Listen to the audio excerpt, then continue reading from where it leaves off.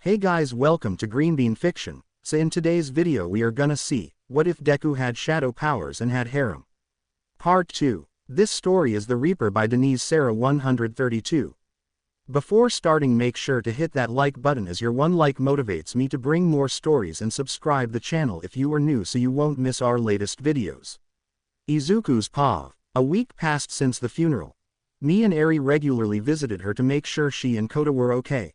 More times I let Eri have a sleepover with them so that she can help Kota cope with everything. After all, he was sad that they died this soon right after deciding to open up to them. I gotta make sure he will be okay after this. As for Sosaki, while losing her friends like this was a bit too much for her, she managed to suck it up after some time for the sake of Kota. Can't say that she is good, but I could certainly say that she is better than before. Yet right now we got different matters to talk about. Right now she and I were sitting in front of each other while kids were sleeping. She was looking at me sternly, or at least as sternly as she could. Was it an intimidation tactic? If it was quite adorable. Izuku. Looks like we got ourselves in quite a situation, but ask away. Shino. You are the Reaper. Izuku. Correct. Shino. Was it a lie? Izuku. What part? Shino. Everything. Your job, your income, your backstory, the times we spent together. Was it all a lie? Her voice was filled with anger, but she was still trying to keep her calm. Was she feeling betrayed? I didn't really lie to her about anything. Izuku. Calm down. Frankly, there were no lies. I am Reaper. But I am also an agent working for the South Korean government. Shino. Are you a RO? Izuku. Rouge agent. I am not. But I can't expect you to believe that. Shino. You are right, I don't believe you. Why would they even allow you? With your reputation, it would be a disaster for them. Izuku. I know. But old man lets me. And believe me, it is for a good reason. Shino. And what would that be? Izuku. I would tell. But you wouldn't believe me. Shino. Oh, right now I am really open to excuses, Mr. Sung. Formality, huh? She is really mad. Izuku. Explaining won't work. You would call me crazy. And that's why. I got up and shook my legs. Izuku. I am going to show you. The primary reason to why I became Reaper. Put your hero suit on. We are going out tonight.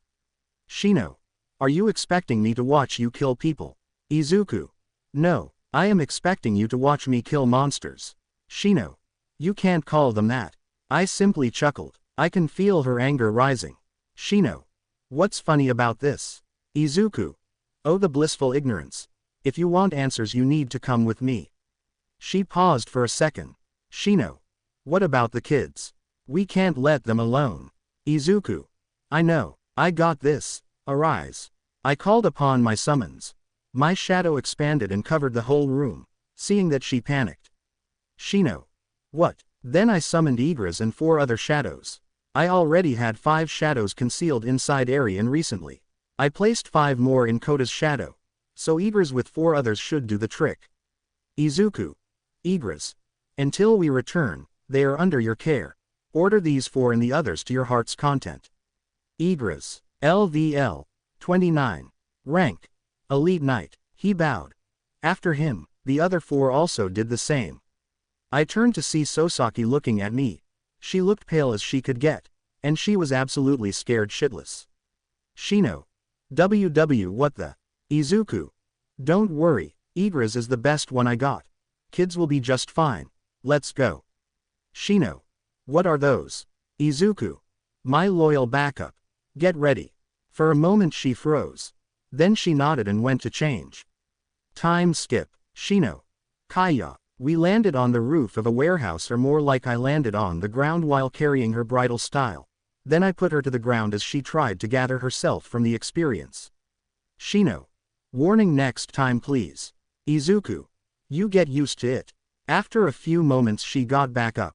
Now that I think about it, this was the first time I actually looked at her in her hero suit, or at least genuinely. She was wearing red knee-high boots with square high heels. The end of the boots were covered with pinkish fluffs. She also had a red miniskirt with a yellow utility belt that also had a tail on its back. I could see her decently muscular thighs. I remember her telling me that she was good with kicks. On the top she wore sleeveless top with a midriff. It was white on the center covered with yellow strips and rest of it was red. It covered her upper torso and private parts but completely let her stomach exposed. She also wore a communication device that looked like cat ears. And she wore pink paw gloves with sharp nails. Shino. So, what are we doing here? Izuku. On my way here I sensed that it would appear here. And the moment I said that we heard a commotion happening on the ground near us. And that's where I sensed the gate appearing. I sighed knowing full well this was going to be annoying. Once there I saw two gangs fighting each other. There were 12 people at best. And their quirks were as useless as they get. I sighed and just killed them with right away. Shino. How did you? What are you? Izuku. Gotta get rid of the nuisance. Can't have them complicate my mission. Shino. You mission. What is going on here? Suddenly the air around us shook and a large blue portal appeared. I simply smiled while Sasaki looked at me shocked and confused. Shino. What the heck? Izuku. Good it is here. A big one at that. Come with me. You wanted answers, you need to come inside with me. Shino. Are you kidding? Is this your doing? Izuku. No, I am here to close it. But we gotta go in for that. Let's go. I dragged Sasaki inside. But as we were being transported inside the gate, it started to turn red. Once we were on the other side I looked around to find ourselves in a tropic area. A large one at that. Izuku. Huh. Red gates like me too much I guess. Shino. I turned to see Sasaki panicking. Izuku. Calm down. This was a red gate.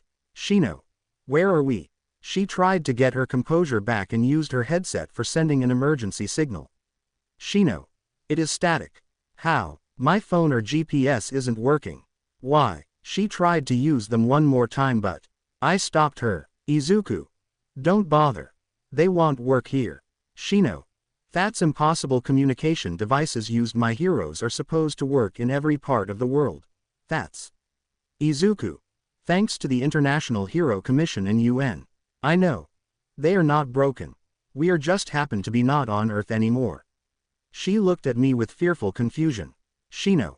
Huh, Izuku. See for yourself. I pointed somewhere. Then a crab-like monster tried to attack us. Sasaki for a moment tried to fight it but its shell was too tough for her to pierce. I sighed, pulled her back and finished the monster myself. Izuku. Don't fight. You are nowhere near strong enough to fight them. Shino. Huh, them. I pointed to the side. She turned and was instantly froze in fear as she saw many of the same monsters charging at us. Izuku.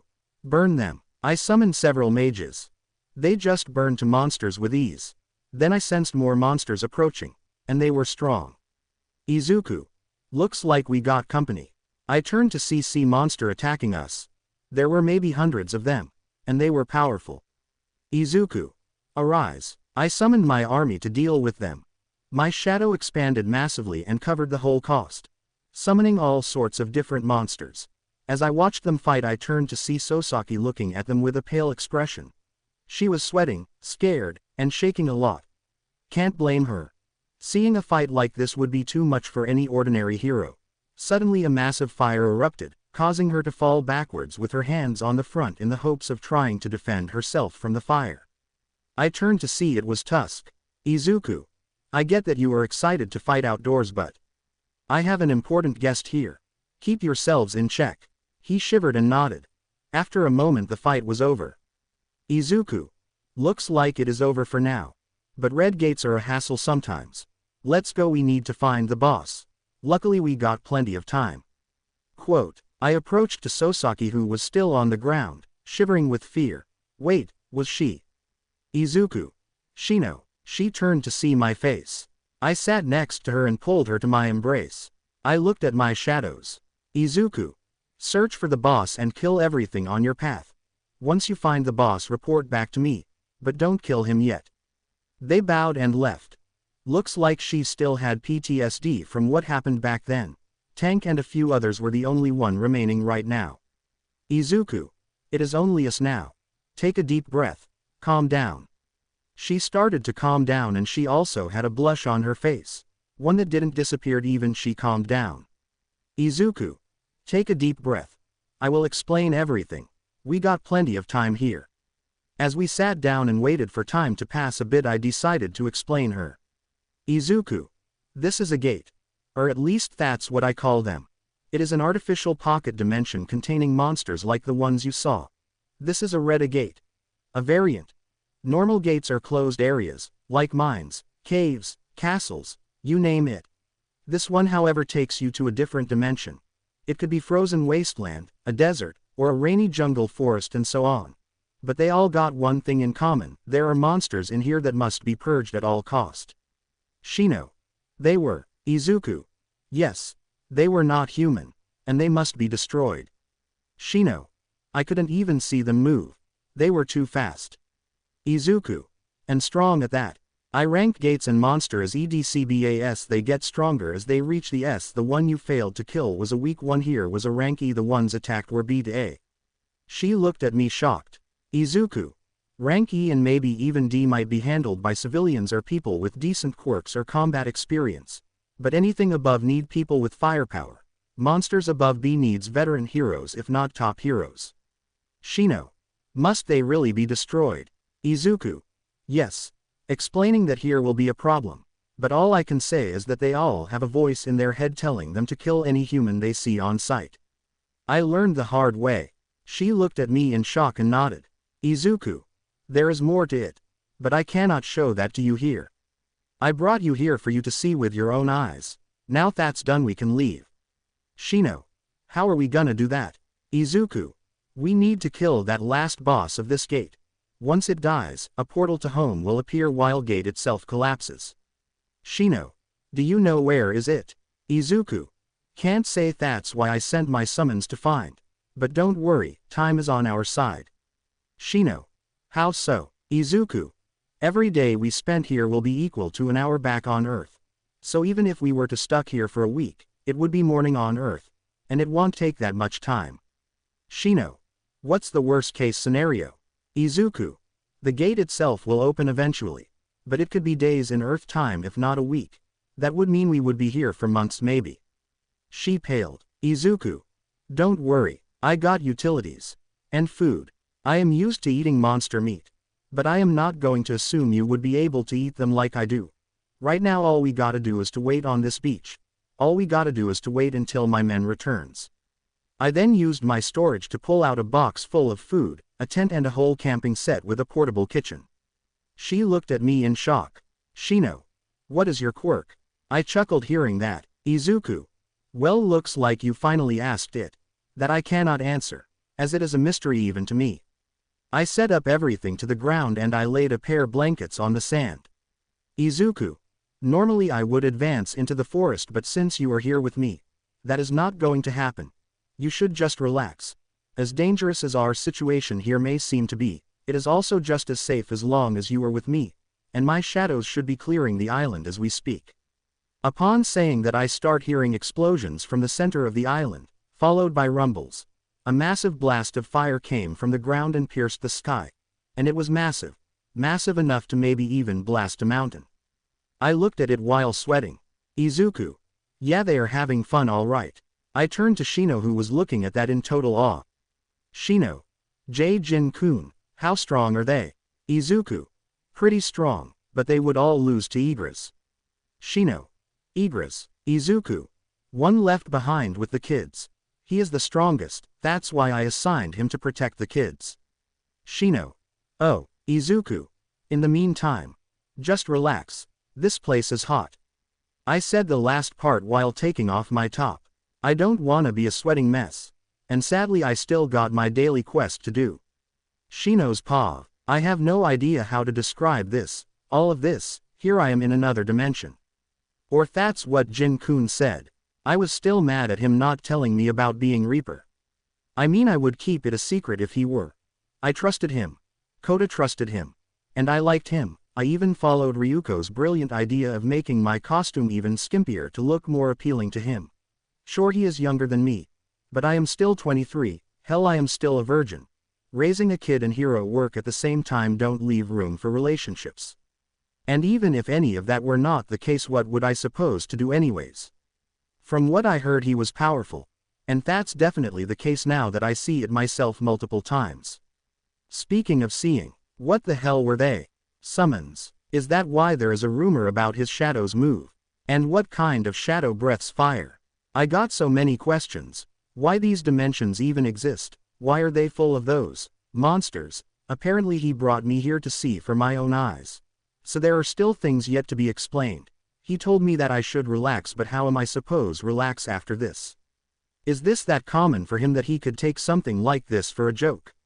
As I was thinking, I turned to him only to froze still. There he was, under the sun, doing push-ups, and topless, and covered in sweat. I could see the light reflect from the sweat around him, making his muscles look even more defined. I figured he was fit, but not this much. And it was hot, he was hot. I could feel my blush intensify thinking about the things he could do to me with those fine arms. I know he was 18 years old, but that body definitely didn't look like one. I started to feel tingle between my legs, and on instinct I start rubbing them together. Realizing what I was doing, I immediately turned around, covering my face with my hands. Izuku's paw. The exercises were annoying. Can't hate them for the extra points, but times like this it was a hassle. I was done with almost all of it, and all I had left was 20 kilometers run. Good thing it counted on our way to the gate, but I can't leave Shino here even with the presence of the shadows, especially not without giving her a good explanation. And I don't want to waste the current loot here, but I cannot use that in her presence. Shit, last time this happened, Jin-Ah and Song Yi ended up following me inside a gate. And they ended up seeing me resurrect Iron. Even with Mom's help it took me a lot to make sure they weren't scarred for life. And they fell asleep too quickly once I was able to find that bear cave. Having them stay there was good, and I was able to leave for runs.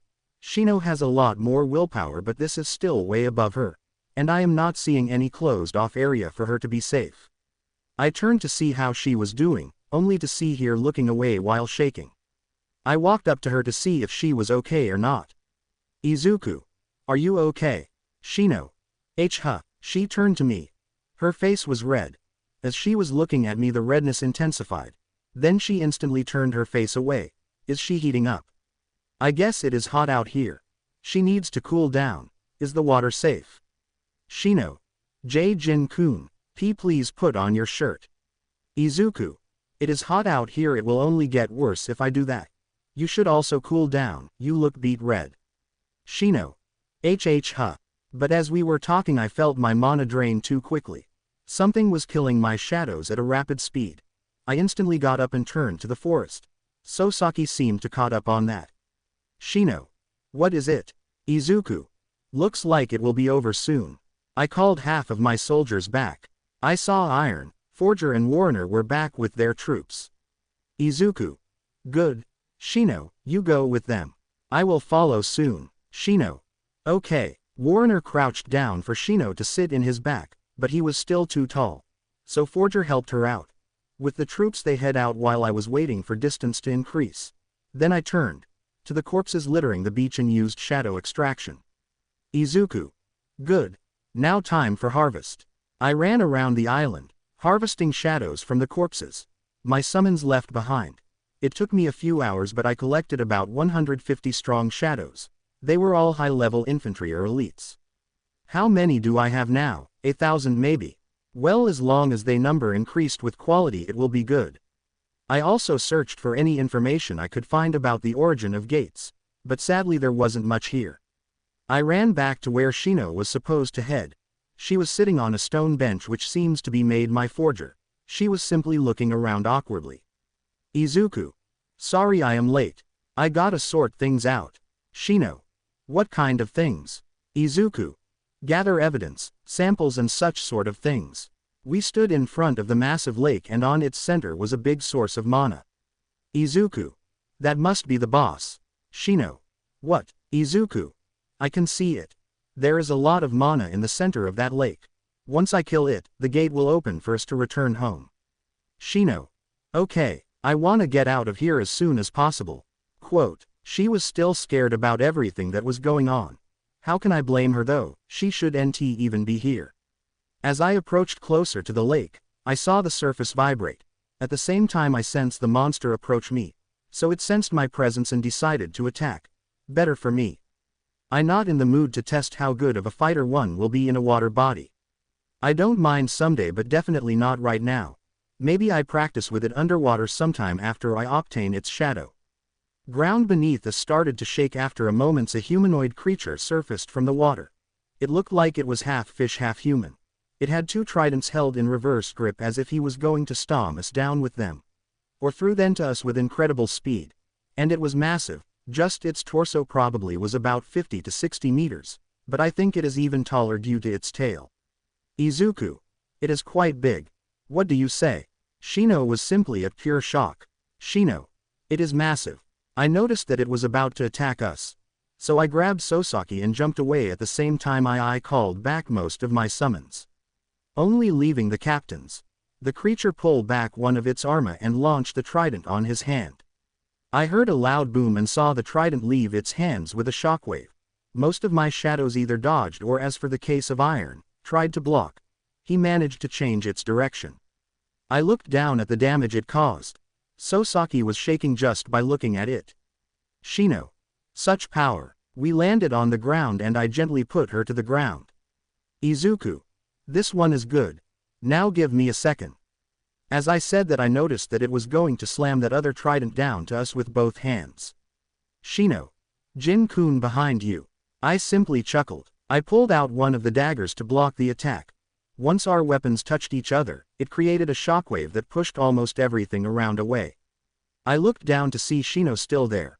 Looks like she wasn't affected by it much. What a relief. Izuku.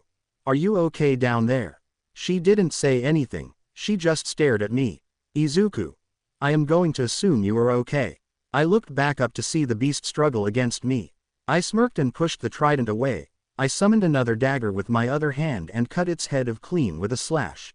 Its head fell right next to me. Then I heard the system notification. Alarm. You leveled up. I also heard a portal appear behind us. Izuku. Looks like our way out is open. You can leave now. I will follow you suit. Once she left the gate and returned to the real world, I turned to the monster. Izuku. Arise. From its head a creature, much smaller than what I defeated, appeared. Usually they get bigger, but this one isn't. Perhaps it uses gigantification magic of sorts. But it didn't matter. Alarm. Shadow Soldier rank is high enough to be named. Please give a name to the summon. Question mark question mark question mark. Rank. Elite Knight level 9. I looked at its stats. It was slightly weaker than Tusk. Which was a great thing for me. Izuku. I am going with Jima. That will be your name. Izuku's paw. After we got out of the gate, Shino instantly swarmed me with a lot of questions. Shino. What was that? Where were we? You have a lot of explaining to do. Izuku. I know. That said, we gotta go back home. For a moment she realized that he was right. She blushed and nodded while pouting. I chuckled and grabbed her bridle style again. She yelped and blushed again. Once we were back home, I entered to see Igris watching over the kids patiently. Noticing my return, he turned to me and bowed. I smiled at his dedication and nodded in appreciation. Slowly we closed the door and let the kids sleep. Izuku. Let's let the kids sleep. In the meantime, I am going to make a phone call. I want you to listen to this as well. Don't worry, the ticket's on me. Shino. Tickets. We head to her office. It was unsurprisingly cat-themed. Once sitting down, I called the chairman using a secure line. Go Gun-hee. Open noodles. Izuku. For all ages. It is me, Chairman He. Go Gun-hee. Not common for you to call me at this hour, but not rare either. What can I do for you, kid? Izuku. I got updates. I want to introduce a new person to the circle. For a moment there was a pause. Go Gun-hee. That's new. What compelled you to do so? Izuku. Since there are more gates in Japan for some reason, I figured adding a hero I can call here would be good. Second, I already took her inside an A-ranked gate and at this point I owe her that much. Third, she is a friend I trust with Eri, so maybe I can trust he with this too. Go Gun-hee. Alright kiddo. When do you want to meet? Izuku. Next weekend. I think there is a Japanese holiday. So we got a few days. Go Gun-hee. Alright. I will deal with the border control. You are returning much quicker than I expected. Quote. Izuku. For business, yes. Go Gun-hee. Anything new? Izuku. Not yet. Quote. Go Gun-hee. Understood. See you next week, Reaper. I closed the phone and turned to Shino, looking at me confused and surprised. Shino. Was that Izuku, chairman of the Korean Hero Board? Shino. He knows you are Reaper. Izuku. He suggested it. Shino. Whaat. Izuku. If I explain everything to you here, you won't believe me even after the gate. All of my research and evidence is with him right now. It is also a good way for you to get rid of stress. You will enjoy Seoul. She just looked at me dumbfounded, but slowly nodded. Izuku. Now I believe it is better for you to rest. This night was overwhelming for you, and I can accept that. She didn't argue and simply nodded. Getting up, she left the room. Time skip. Izuku. Alright Eri, I know you are exited to see them again, but this is going to be a short trip. Me Shino, Eri and Kota were in a private plane. Shino was sitting next to me while Kota was playing with a console game on the other side of the wall. Eri was simply looking at the clouds underneath us. In front of me and Shino was Woo Jin-chul. Woo Jin-chul. Didn't expected you to return so soon. Izuku. Unforeseen circumstance. But a welcomed one. It is good to have a contact in Japan. Woo Jin-chul. Not wrong. But I must ask Miss Sosaki. Are you sure about this? Shino. Yes. Woo Jin-chul. Very well. Here you go, Jin-woo. He offered me a glass of wine. I extended my glass. Izuku. Thank you. I can't get drunk anymore, but I still appreciate the taste. Hours passed and we finally arrived at Seoul. Shino. So what now? Izuku. First, I will drop the kids to my folk. Shino. Your family. Izuku. Correct. Since we will be staying with them for the next few nights. Not sure if we have enough rooms, but we won't be here for long. Once arriving home, we were greeted by my mother. Izuku. Hey Mom. Good to see you again. Mom. Didn't think you would return so soon. But I am glad. I made lunch. Come and enjoy. Izuku. That would be good. I also would like to introduce you to Shino. And her nephew Kota. Shino. Kota, this is my mother. Mom. Welcome dear, come in. I made lunch for everyone. Shino. Thank you for having us. Izuku. I take that Jin-ah and Song-yi are still in school. Mom. Yes. Say son, you are calling her by her first name. Izuku. She was okay with it. Since we are friends, why? Mom. No reason. Mom simply looked at me with a smile. I wonder what she was thinking. Third Pav. Kyung-hai. She is quite pretty, and young. Oh, the girls are going to be so jealous. Izuku's Pav. After eating lunch, kids went to play and I turned to Shino. Izuku. Alright, time for business. Get ready Shino, I am taking you to the association HQ next. Shino. Okay, give me a moment. When she left, I was alone with Mom. Mom. So tell me, is there something going between her and you? Izuku. She is a good friend. I trust her. Mom. You said that already. But is that it? What have you two done so far together? Izuku. Eri goes to sleepovers with them sometimes. One time we went to a concert together. Mom. Oh, Izuku. Yes, she invited me. Mom. Really? Izuku. Yes. Mom. Were you two alone? Izuku. No, kids were free so we took them too. Mom. I see. What else? Izuku. We talk quite often. Why? Mom. Sounds like a good friend. Izuku. She is. Mom was still looking at me with the same smile. Why was she interrogating me like that? As I was thinking, Shino returned wearing her hero suit. Shino. I wasn't sure if I were to wear my suit or something else. Is this okay? Izuku. It is, don't worry. Shino. Okay, great. Thanks. I am ready. Mom looked at her costume up and down. She was wearing her hero costume.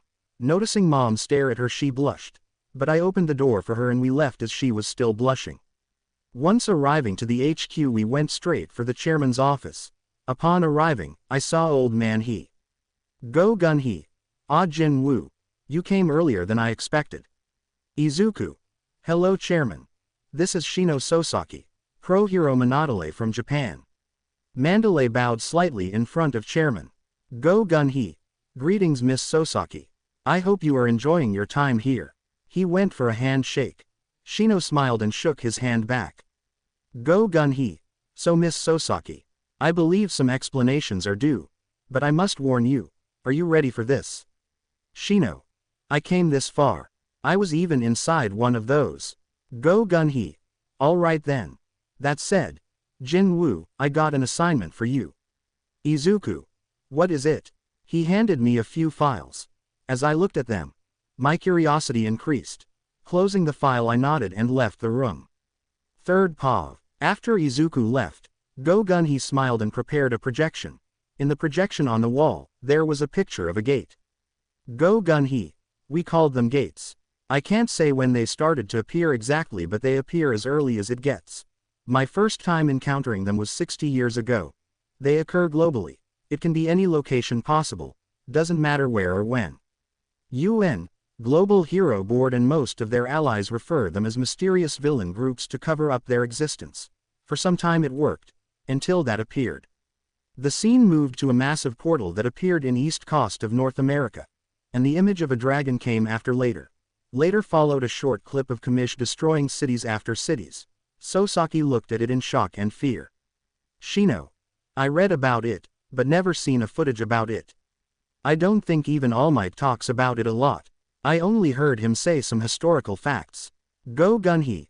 This one is a classified record that I have access to, so I am hardly surprised. The Dragon Kamish. It tore apart the entire East Coast of North and South America, killing hundreds of millions. It took all 6 of the National Authority heroes to defeat it, with thousands of elite heroes dead in the process. He continued, now there was an image of a gate and the gate that Kamish jumped out of. Go Gun-hee. Look at both images. You tell me if they are similar or not. And just like he said, Shino noticed that both were indeed similar. Go Gun-hee. These gates are the same. Different type and size, but the other side is the same. Shino. Other side. Go Gun-hee. The monsters you see in that gate, ones that Jin-woo deals with, came from where Kamish also arrived from. She was nervous hearing this. Go Gun-hee. I am sure this all sounds like a prank to you, but I assure it is not. Here. He gave Sosaki a file.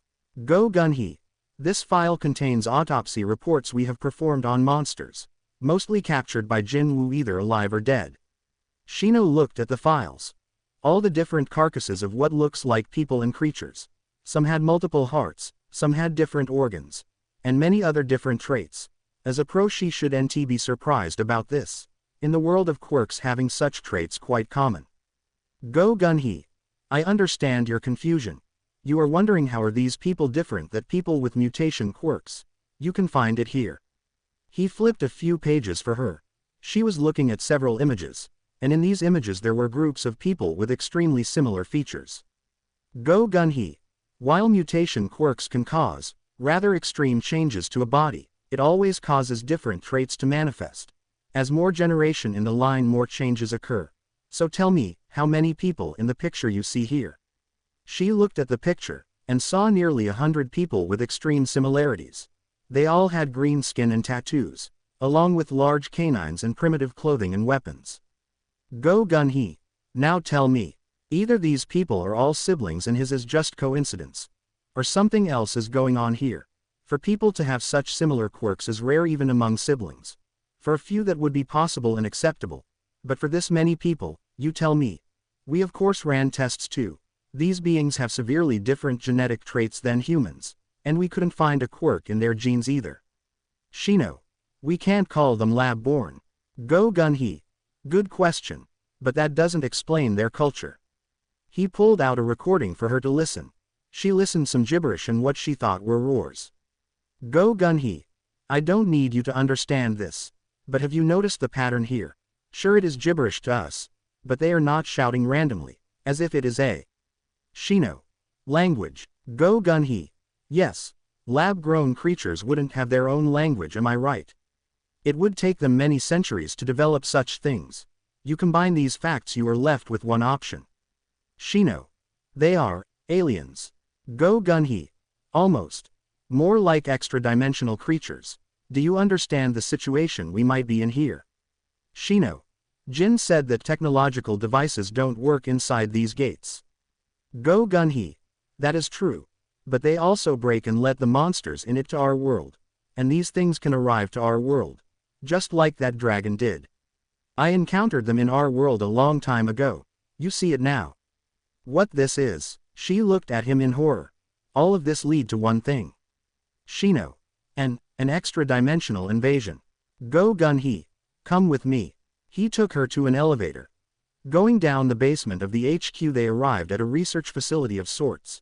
Passing a hallway, she saw scientists inspecting carcasses. Passing another one, she saw a pit full of cells with each containing a monster. Seeing this, she panicked slightly, but Go Gun-hee reassured her. Go Gun-hee. Do not worry, these cages are specially built for them. And they are all low-ranking monsters. Only a few are relatively high level, but that's not what we need to look for. It is this one. Opening a door, she found herself in a large room. With its center there was a stone wall. On that wall were carvings and images, an image that depicted a war. Go Gun-hee. Look at the upper right corner. What do you see? She looked at the carvings of flying creatures, and disturbingly they looked really similar to the dragon in the footage. Go Gun-hee. Worst case scenario, that dragon is far from the real monster that might descend down to us. And when that happens, I fear our survival. She was shivering, and cold sweat built up on her face. Shino.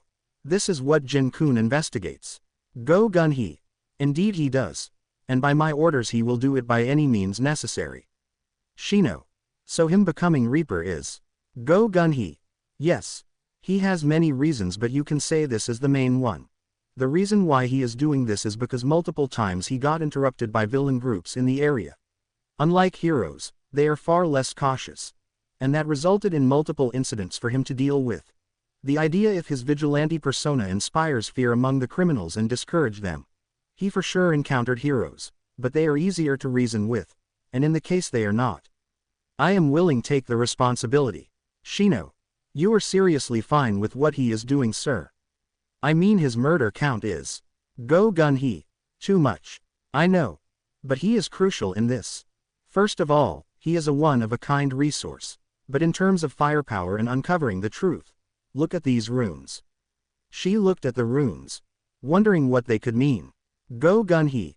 Decent to burn worlds, weapon of God, the king of the dragons. Shino. What? Go Gun-hee. That's what those runes say. Shino. How do you know? You found a way to translate them. Go Gun-hee.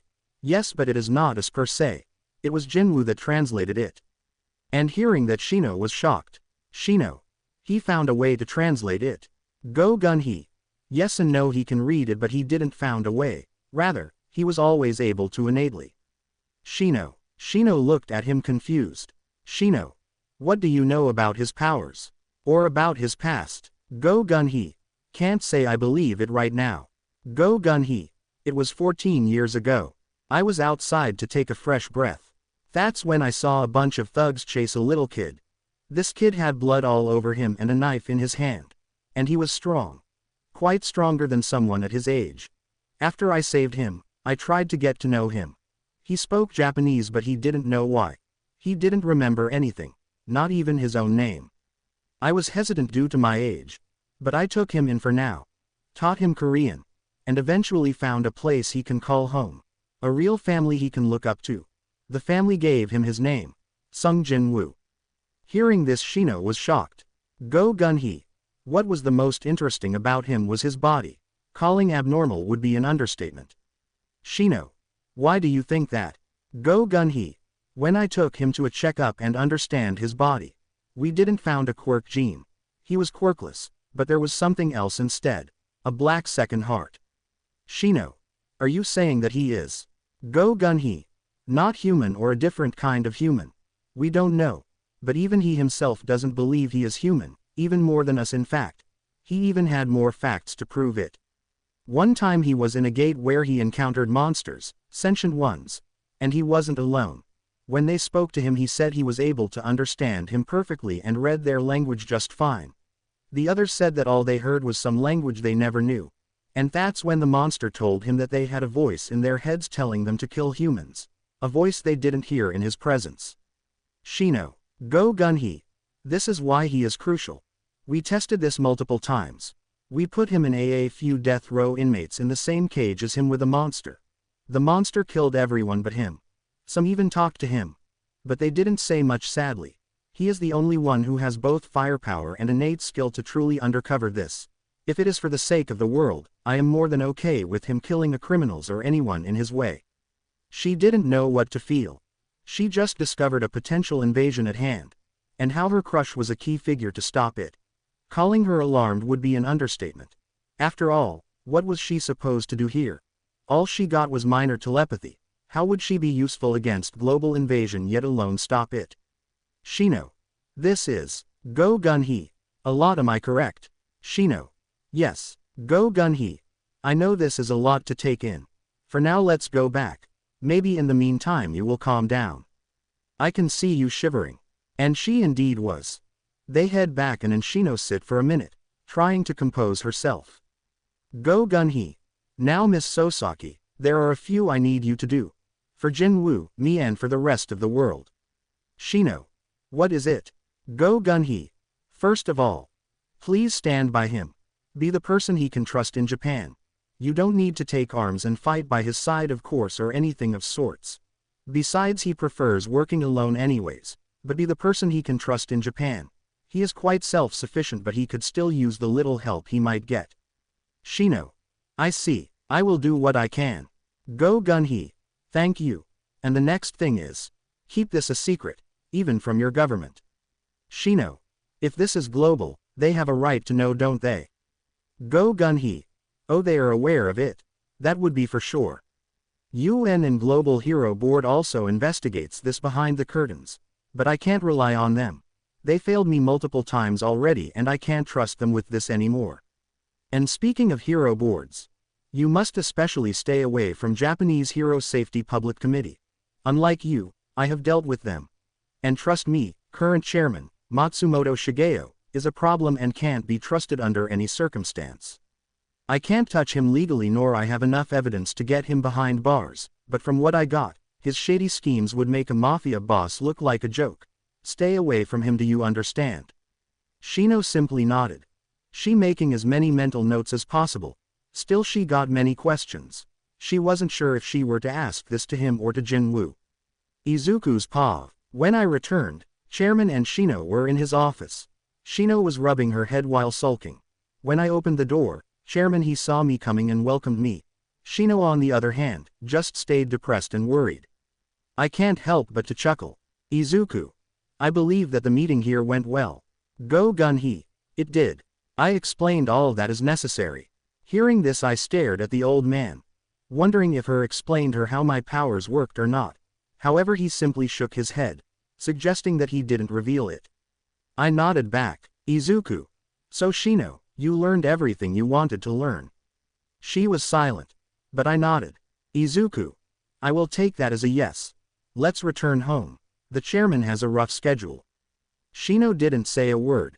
She simply nodded and we left. While I was driving she couldn't hold it in anymore. Shino. What the hell did I drag myself into? She yelled. I simply smiled. Izuku. You asked for it, so welcome to the circle.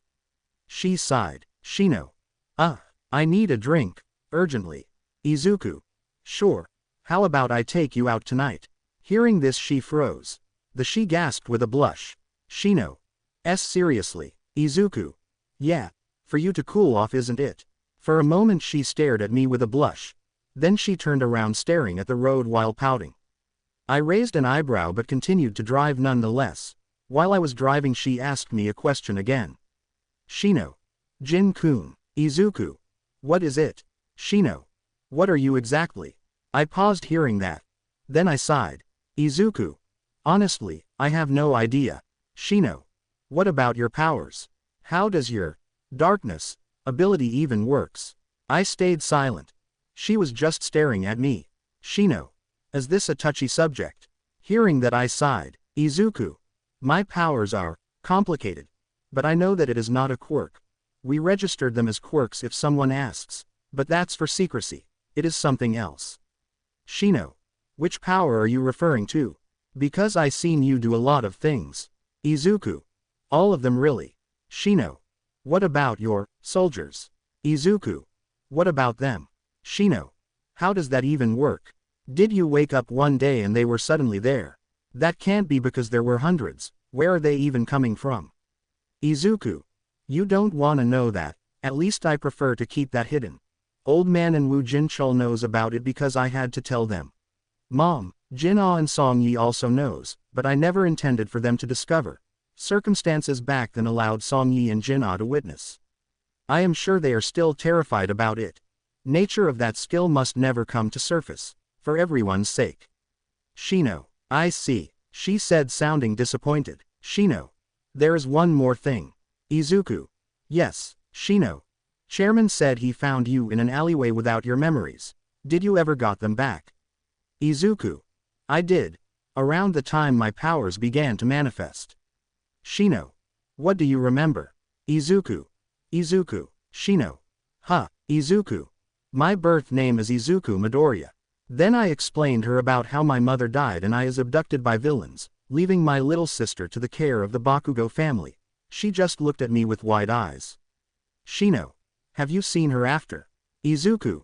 Twice. Second one was a coincidence, and I was wearing concealing clothes so she didn't recognize me. First time was, I saw her and Sumi being attacked by a villain. It was the first day I arrived to Japan. Shino. Wait, I heard about that.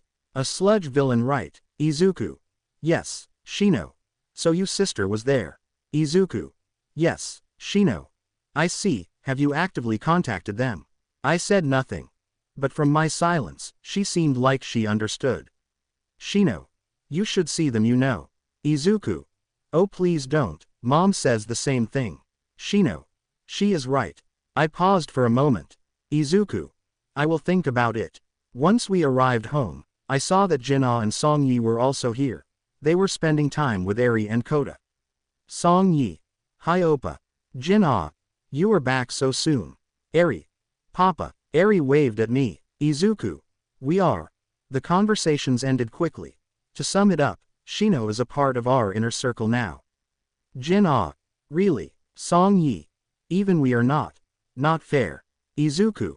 Because you are not pro-heroes. Besides, you know what I am capable of, and I told you about my mission. Jin-ah. But you rarely share anything. Izuku. Do you really wanna know what I do every night? Song-yi. You can still share the fun bits. Jin-ah. Like the cool fights. Izuku. I do that. Both. No you don't. Izuku. Fine, I can share more if you ask. Both. Great, Mom. Anyways, let's sit, food is ready. As we sat down to eat, Mom tried to do a small talk. Mom. What is the plan from now on, now that you accomplish what you came here for? Izuku. We can still stay for a few days. Other than that, I owe Shino a drink. So I plan to take her out tonight. Hearing this, both Jin-ah and Song-yi immediately perked up in shock. Both. Say what, Mom? Oh, like a date, Izuku. I don't think so. Mom. Why, Izuku? Would that be a date? Mom. A man and a woman, going out on their own to drink. Yes Jinwoo, that is a date. Izuku. I see. Okay then. Both. Absolutely not. Both Jin-ah and Song-yi said while slamming the table and getting up. Both of them were blushing a lot and pouting in anger. Izuku. Why not? After all the discoveries she had, she needs to cool off. I owe that much to her. They paused, then they turned to each other and then to Mom. Mom chuckled and nodded. Both. Then we are coming too. Izuku. If you wish so, then fine. While all of this was happening, Mom got up and motioned Shino to follow her. They went to the kitchen, only for Shino to return with a heavy blush and a facepalm a few minutes later. It was surely confusing. Shino. Yeah, they can come too. I turned to see the kids were just as confused as I was. Later that night, I left my room wearing a black shirt and black formal pants. My sleeves were folded back revealing my forearms. Mom said this would look good on me, so I am gonna take her idea on that. She promised to look after Eri and Kota so we could enjoy the night. Then I saw the door open and saw the three girls come out. First was Song-yi. She wore a green halter top with thin strips. It wrapped under her breasts, revealing her cleavage. Underneath that she wore a green mini skirt with black thigh-high boots. She was also wearing the choker I bought her a few years ago. Next was Jin-ah. She was wearing a purple short halter dress that matched her hair. Her hair was tied to a ponytail and she wore matching high heels. And last one was Shino. She wore a black bikini top attached to her neck with a choker, and from the bottom it was wrapping around her stomach. She wore a brown long skirt that matched with her hair. It was slit open from the left, revealing her thigh, and she had black high heels underneath that. I raised my eyebrows, and even blushed a bit. They admittedly looked great. Izuku. You all looked great. But don't you think you overdressed? Shino. Oh, did we? Jin-ah. I thought of being direct given this as a date. Song-yi. And besides, you have no right to judge. You look just as overdressed as us. Izuku. Well, anyways. Let's go then. Girls. Let's go, they said, as Jin-ah and Song-yi immediately wrapped their bodies around my arms. Third pav. As they went to have their date. Many onlookers just stared at them. On one hand, the men were jealous of Izuku that he was hanging out with 3 sexy girls. And the ladies were jealous at the girls given their looks and because they were with a guy as handsome as Izuku. Shino, being the hero herself, was especially aware of the looks. That agitated her, resulting in her to cling onto him more. And it certainly didn't help when they went to a bar and were ordering drinks. 4 different waitresses gave him their number. That when she understood what Kyung-hae said about how dense Izuku can get. Poor guy wasn't aware how good he looked, or the attention he was getting on daily basis. They arrived at a bar. When they sat down, a waitress came by. Waitress. Good evening, what would you like to order? Both Jin-ah and Song-yi ordered wine while Shino ordered a cocktail. To their surprise, Izuku ordered a non-alcoholic drink. Izuku. I can't get drunk anymore. Shino. Why not? Are you weak with alcohol? Izuku. It is a part of my quirk. I could literally drink this bar dry and still wouldn't feel slightly tipsy. Don't stop yourselves from ordering. Shino. Oh. Alright then. As they continued to drink and chat, girls began to get more and more tipsy. While the girls were enjoying the night, that didn't stop them from feeling jealous given 4 different waitresses came and gave Izuku their number. Eventually Izuku had to call it a day to make sure they won't get too drunk. Once arriving home, however, the girls looked at each other and nodded. Girls. Jin-kun oppa, there is something we need to tell you once we are inside. They were blushing a lot when they said that. Izuku raised an eyebrow but nodded. Once inside, they went to his room. After closing the door, Izuku turned to them. Only for Song-yi to jump on him and kiss him on the lips. Jin-ah were planning on that first, but she beat her to it. Still, that completely caught Izuku completely off guard. Once she pulled back, Izuku was blushing a lot and looked shocked. Izuku. Huh. Then without wasting a bit, Jin-ah did the same, making Izuku blush even harder. Izuku. Hua. Finally it was Shino's time. She also kissed him on the lips, which finally broke the camel's back. Izuku. Hua. The 3 girls were staring at him with a smile and a blush. Izuku. What is going on? Song-yi. Jin-ah and I had a crush on you ever since we were little. Jin-ah. You would always protect us, take care of us, be the man we liked. Especially after Dad disappeared. So it is natural that we love you. Shino. Not gonna lie, ever since we met, I kinda fancied you. Then those feelings eventually became full-blown love. You were there when I lost my team, you were there when I needed help with Kota. So I gradually fell in love with you. Izuku. I care for you too, but I don't think I can make a choice between any of you. All. We know that. That's why we are willing to share you. Izuku. All. Please accept my feelings. All 3 of them said. At the same time, Izuku took a deep breath. Izuku. Sigh, blushing. I accept. Izuku lifted her up and placed her next to the other girls. He thought of leaving to do some work. He wasn't exactly tired, but he decided against it, and simply sent his shadows to do the work. Then he himself laid on the bed and cuddled with the girls. Time skip. A day before we were about to return, girls and I decided to have a camping trip. Since it was weekend they had time. Jin-ah. Man, I am still sore from that night. Song-yi. Me too. But in a good way. I just slapped my face. And Shino only looked more embarrassed. Eri. What are you talking about? Suddenly 3 girls instantly turned to them. Shino. Nothing, don't worry. Jin. Still, tomorrow you are returning. Izuku. What can I say, they got school to attend to. Song Yi. It sucks that they can't speak Korean, then she would have been living in Seoul. Izuku. With you, I know, but for now this is Ho. I paused and got up instantly as I sensed a massive surge of mana, a lot more than I have ever sensed before. I looked around, only to see a crack in the sky, and suddenly a massive black gate appeared. It was easily as large as a skyscraper. Seeing this, the girls turned to me with shock. Song Yi. Is that Izuku?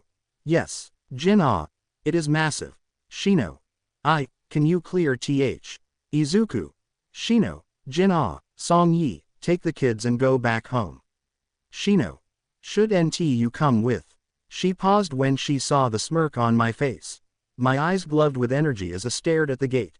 Without arguing, they left with the kids, leaving me with this possible S-rank gate alone. Izuku. Oh, this will be interesting. Entering the gate, I was immediately hit with a wave of cold air. It felt like the time I entered a red gate for the first time with Jin-ah and Song Yi following me inside. It was not a fun experience for them, not it was for me. Once arriving, I was met with a large pathway. It wasn't made of bedrock like the usual, rather, they were proper walls. There were no windows, but the walls were covered with fine mosaics and pristine decoration. I looked at the walls. They were painted with ornate images. I inspected the images. So far, they were just fancy images, so there were not much information he could speculate on them. Sighing in defeat, he surveyed the seemingly endless hallways before him. The width was wide enough to accommodate 30 people lined up in a single file, marching forward. The Shadow Army recently passed 1,000 soldiers. Considering the place they were in right now, I wasn't sure if I should let them explore the place themselves or I lead them myself. Using my senses, I searched for traces of mana to find my way to the boss room. I could see the path, or rather, I could see a flash of light heading forward. Sighing in annoyance, I followed the light, only to encounter a problem. The road was splitting into 3 ways. The light trail led me to all 3 of them. It was almost like the gate had 3 bosses. Either I was about to encounter a whole new phenomenon, or there was some other trick. I knew I had to pick a path. This time, I summoned the Shadow Army. I divided the army in 3 and sent them to each directions. I was with one of them as well. As we continued to the hallways, I saw that the pathway began to separate into branches. And what's worse was that the light was also shining that way. I sent a group of shadows that way, only for them to return a minute later while shaking their heads, indicating to me that it was a dead end. That made me think that this was some sort of trick, more so than a new discovery. It seemed like this place was a sort of labyrinth, and all I had to do was to find the center. I returned to the beginning and recalled all of my soldiers. For now, their order was to explore and report back to me. Day 1. As my soldiers explored the gate, they returned with information about the paths. So far I had confirmed that it was a labyrinth, but that information came with a cost. The whole place was littered with magical and mechanical traps. The mechanical traps were much fewer in number, while the magical traps were much more common. My shadow soldiers were continuously killed by invisible magic circles that used ice spells. They varied from ice spikes, cryogenic explosions that encased them in ice, and even mobile ice constructs. And the biggest discovery of their expedition was finding out the type of monsters here and why the mana path seemed so obscured. Because in one of the dead ends, Igris encountered ice elves protecting a magical pylon. After its destruction, the light that was tricking my magical sense were gone. Or at least in that area. That meant that there were more pylons like that in this labyrinth. Not to mention this gate has ice elves. And given the size of the gate, there was going to be a lot.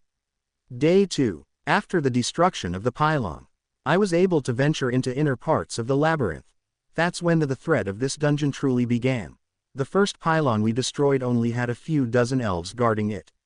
And considering the amount of elves in front of me, I could only guess that the one we destroyed was a disposable one. Or one that was designed to serve as an early warning system. Or perhaps, all pylons, or perhaps the whole dungeon is monitored and they were aware of us. Either way, my current task became a lot harder. The amount of magical traps also increased 10 times. Not to mention the variety also changed. Now they also served like mines. That trig bunch of ice projectiles explode from the ground or from the walls that destroyed the shadows. Iron and Tusk were taking the lead thanks to their defensive abilities while Igris were following behind them. While the others were not so far behind, Jima, War Runner and Tank were having a hard time moving forward given their large sizes, so they were moving from the behind. Fenrir, Magnet and Forger were in the center. Given the current situation, I ordered the Shadow Army to leaders to move in 3 groups. Iron and Tusk were the main strike force, leading the army from the front through the main path. Tank was with them, clearing out the traps with his large body. The Ice Bears were also helping him. Rest were tasked to clear out the branching paths. Igris, Fenrir, Forger and Magnet were the main attack forces of the other groups, with Jima and War Runner doing the same thing as Tank. And the other magic casters were divided evenly for protection. I felt bad using Jima, Tank and War Runner like that. But considering the situation, that was the most efficient move. Day 3. As we continued forwards, we continued to destroy the pylons and cut down their ranks. The formation I came up with worked well. As Tusk, Tank and Iron charged forward, the rest destroyed the pylons they were able to find. Tusk, despite hating fighting in close quarters like this, still gained a lot of levels. He was about to catch up to Igris. Speaking of Igris, he and the rest of the cleanup crew cleared most of the pylons. While they were doing that, they were also gathering the heads of the defeated elves for me. They especially made sure to bring me the strongest ones. And I appreciated that. As we continued to destroy the pylons and kill the elves, I continued to gain Express and leveled up. I knew that the Express was coming most from the work of my shadows, and I felt rather good about it. Because that could only mean that my shadows were growing stronger, and in turn I was growing stronger. I waited as the shadow soldiers returned. I saw Igris and Tusk walk straight towards me. And as they got closer I saw why. Both of them had reached the max level for their current rank and were ready to rank up. Seeing this, I felt a sense of satisfaction and pride. So far I was never able to get a shadow above Knight or Elite Knight, and this was going to be a first. As they kneeled in front of me, I approached to both of them. Alarm! Shadow Soldier is asking for promotion, will you accept it? Alarm! Shadow Soldier is asking for promotion, will you accept it? Once I was in front of them, I raised my hand. Izuku. I accept. Suddenly I was surrounded with darkness. Izuku. What is this? After a second, I was back in the dungeon. Turning around I saw both Igris and Tusk still kneeling. Looking at their stats I saw that promotion was successful as they both got new ranks. Igris. Level 1. Rank. General. Tusk. Level 1. Rank. General. I wonder what perks this new rank would do. So far no rank had had anything special other than determining the combat capabilities. Perhaps they would display their combat abilities as we continued through this gate. Izuku. Good work both of you. You are the first to reach this rank so far. After I said that, I turned around to go forward, only to hear voices. Igris. Tusk. Thank you my liege. I froze in my place as I turned around instantly, looking both to Igris and Tusk. I heard 2 voices and one of them was far too familiar. It was the voice of Tusk. Back when I have first fought him while he was alive and was my enemy. Izuku. What, did you speak? Hearing that, both Tusk and Igris raised their heads. Then they looked at me. I could tell both were shocked, even Igris was despite wearing his helmet. Igris. My liege, you can hear me. Izuku. I can. Could this be the perks of the new rank? Igris. So my voice can finally reach you my liege. I am filled with great joy. Igris said. I was surprised at his deep and manly voice. Tusk. As am I. This is a privilege I thought I am no longer able to. Izuku. Yes. A surprise to be sure. But I welcomed one. Now I cannot wait for others to reach the rank of general as well.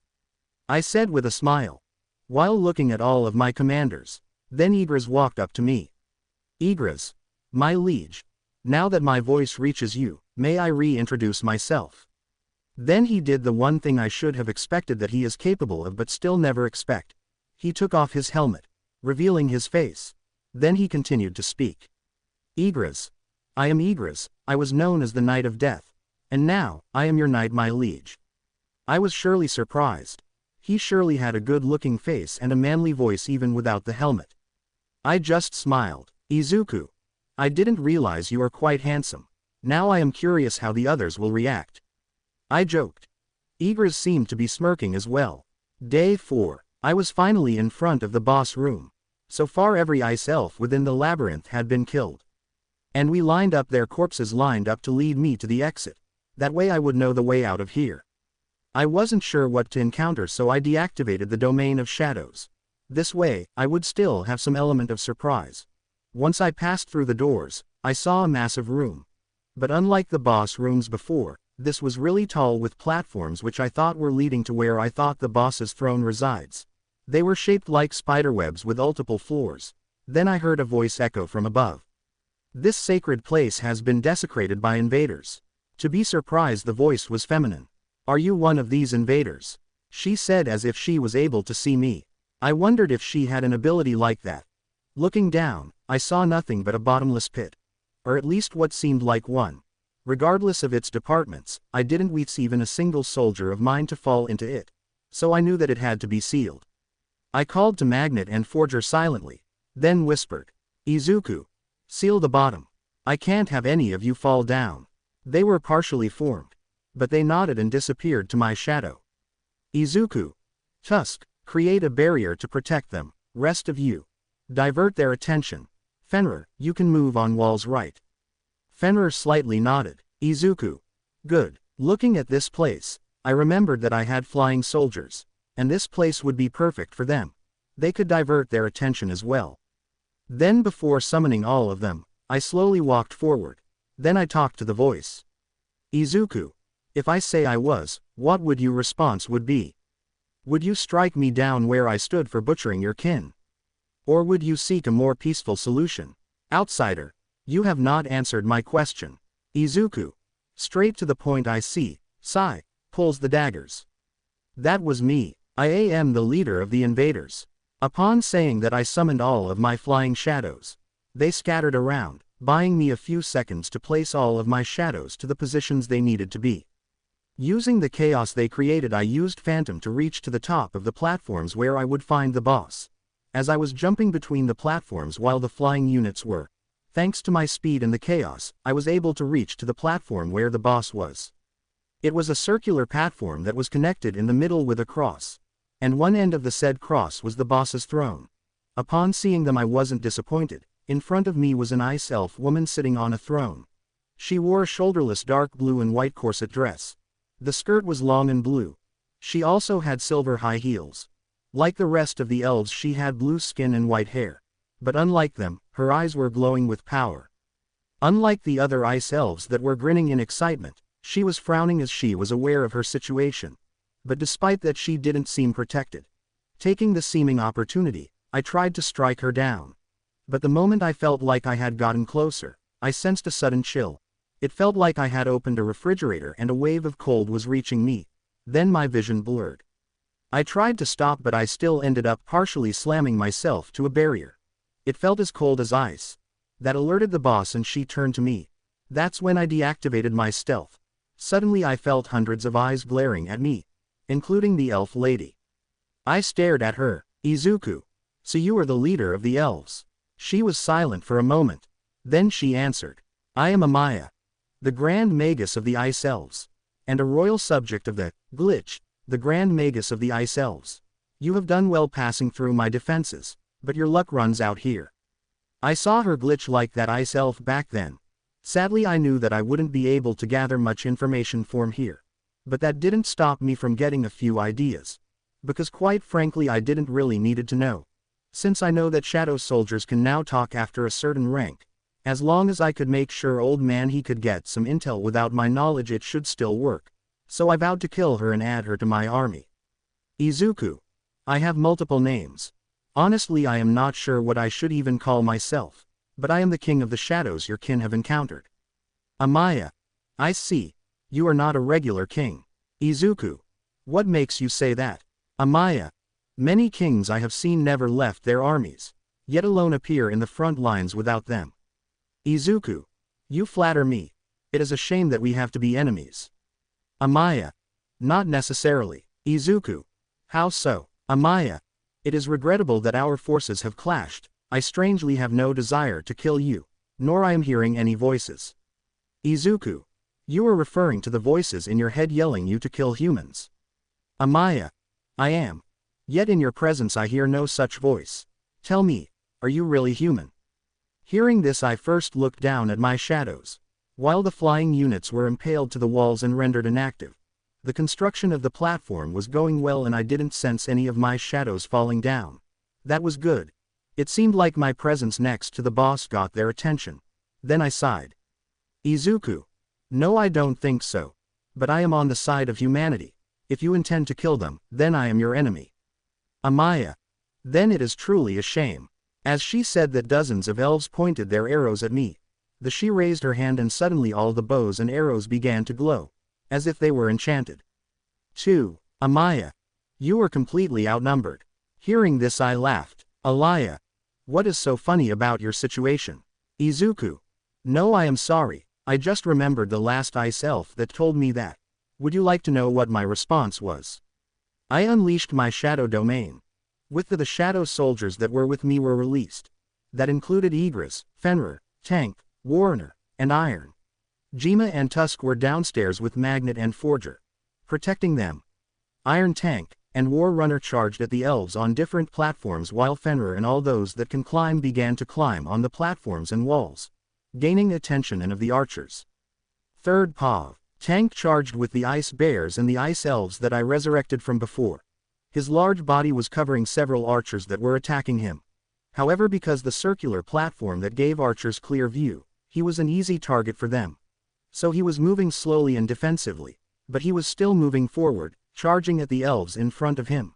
He swung his claws to push the elves off the platforms. War Runner was faring better than Tank. His battle cry and sound attacks were devastating for the elves. Not to mention he was more agile. Archers began to shoot him with ice arrows, but with his roar, he blasted a line through the elves in front of him, which also destroyed the incoming barrage of arrows. Many of the elves fell down the platform while others were pushed towards the edge. Then he charged forwards. The centaurs behind him also charged forwards, impaling the elves with their spears. Iron was also doing fine. He was covering himself with his shield while charging. There was a wall of shields in front of him. He just grinned and activated his taunt, causing some of the elves to break formation and rush at him. He charged at them. With his shield, she bashed a good portion of them flaying, and others backwards, making them fall on each other. Then he swung his halberd sideways, cleaving many of the elves. While all of this was happening, Fenrir was hanging underneath the platforms, moving underneath for a surprise ambush. He could hear the carnage from below. At the same time he looked down to see Tusk and others already finished building the platform and now they were on the offensive. So he focused on the enemy above. Suddenly appearing on the outer platform, he and they wolves began their rampage, cutting down any enemy they saw. Speaking of the downstairs actions, Jima enlarged himself to his maximum and began to tear some of the platforms apart, knowing full well that Forger and Magnet could fix them. In the case of Forger, he could even make new ones for the army to move around. With his tail he jumped up and began to climb on the platforms. Then he wrapped himself around one while moving to another. Tusk was also having fun. He had enlarged himself. With a shield in front of him, he was casually blasting the elves on the top platforms. But he was holding back. That's bnha's he wanted leave bodies for his liege to resurrect. This way, the army could grow. So in a way, they were his offerings to his liege. Magnet was in advantage here. He could use the metal frames of the walls and the platforms as his own weapons. Not to mention the defeated elves were dropping fine quality weapons. He levitated himself using a bunch of shields while using the swords as floating projectiles. Forger on the other hand was the busier of the two. He was making sure the new ground they built was staying intact with all the rubble falling through. He was also adding the same rubble to the ground, making it thicker. At the same time, he was purposely making spikes so that the enemy soldiers would be impaled as they fell. But at least he was gaining experience from that. At the same time, he began to build his own platforms for the Shadow Army to climb up and assist the upper-level groups. Izuku's paw. As the carnage was going on I stared at the elven leader. She looked more and more nervous and agitated. It was when Igris finished clearing all the elves between us effortlessly. Izuku. You sure you had the advantage here? Saying that almost made her snap. She began to unleash projectiles of ice at me. I was able to dodge them easily, but then she severely increased the volume of the attacks. Then I began to block and parry them. Still, it wasn't that easy. Igris was also block and parry them. As I was parrying them, Igris seemed to vanish. Then I saw him charge that boss, causing her to focus on him. That gave me an idea. But before I could do something, Igris began to charge at her.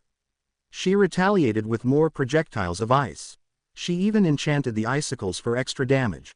While Igris was dodging, I also used stealth to go invisible, and limb on the walls with my daggers. I was watching this hidden underneath my skill. Igris was fast, but he was still forced to dodge or parry the attacks. Yet he was getting close to her. I used my stealth skill to approach to her from the behind. Once I was behind her, I jumped on her for a finishing blow. At the same time, Igris was in front of her, charging at her with the same intention. However, suddenly she froze and turned around, almost like she sensed the dang from behind. With a powerful barrier covering her from all sides, then she unleashed a powerful wave of ice, blasting me and Igris away. I jumped away and stabbed the wall to hang on. The woman looked angry. Then she created a massive Wyrm from ice as she ride it. It was destroying my troops, even making my captains lose. Looking down, I saw Jima was trying to climb up to face it, but he was defeated after the boss sent a massive chunk of ice. But then the ice construct was severely damaged by Tusk. Looking down, I saw him grin and enlarge himself. Then he began to charge up his blast. The boss retaliated with her own ice charge. Their attacks clashed, almost destroying the whole area. That's when I knew it was my chance. I jumped down with full speed. As I was descending down, I saw Igris jump up from a wall and destroy the construct, causing her to fall. As she fell, she tried to defend herself from Tusk's fire blast, but that gave me the chance to strike her down. With my dagger I stabbed her from behind. She gasped and lost power. As we crash-landed on the ground. Luckily the ground was tough enough to endure. You leveled up. You leveled up. You leveled up. Once the boss was defeated, the gate began to collapse. I hoped that I could investigate this place longer. But given how big this dungeon was, it was better to leave it. If anything, I could revive the boss and learn information if she was gonna be general rank as well. If she wasn't going to be one, I could simply wait for her to rank up. Going back up, I took one look at the mural behind the throne. It depicted an ice elf. He was an old man with long white hair and glowing blue eyes. But he seemed to be a close combat fighter given the trident he was wielding. And on the top of the mural, there was a sentence. And within that sentence was a name. Silid. As much as hated leaving with such important data. I knew I had to leave. I began to rush outside. As I was rushing, I began to raise every single one of the elves that were killed. While I knew that I wouldn't be able to save all of them, I at least wanted to salvage what I could. All the raised elves were rushing to the exit with me. Once I was outside, I looked at outside. It was night time. And a few days have passed already. The fight was surely a tough one, but the harvest after was great. And the forest was filled with thousands of shadow soldiers. As of right now, mostly being elves. In front of me was Igris and Tusk. Igris the corpse of the elven boss. Izuku. Arise. Alarm. Shadow extraction successful. Alarm. Shadow soldier rank knight and above can be named. Please name the shadow soldier. I looked down at the new shadow soldier. Name. Level. 1. Rank. General. Considering her abilities, I thought of a name, but couldn't think of a good one. Izuku. Enchantress. Your name will be Enchantress. She lowered her head. Enchantress. Thank you, my liege, for bestowing me a name. Her voice gotten a lot more kind, humble, and I smiled at that. Then I saved whatever I could and cancelled rest of the summonings. Now I had 3 generals, and I was pretty sure the rest of my commanders would surely follow. Going back home, I couldn't help but be reminded of old memories. Igris, Tusk and Enchantress picked up on that. Enchantress. Is there something in your mind, my liege? Izuku. Hummy. Right. Now that I know that you can talk once reaching a certain rank, I couldn't help but to be filled with old memories. Tusk.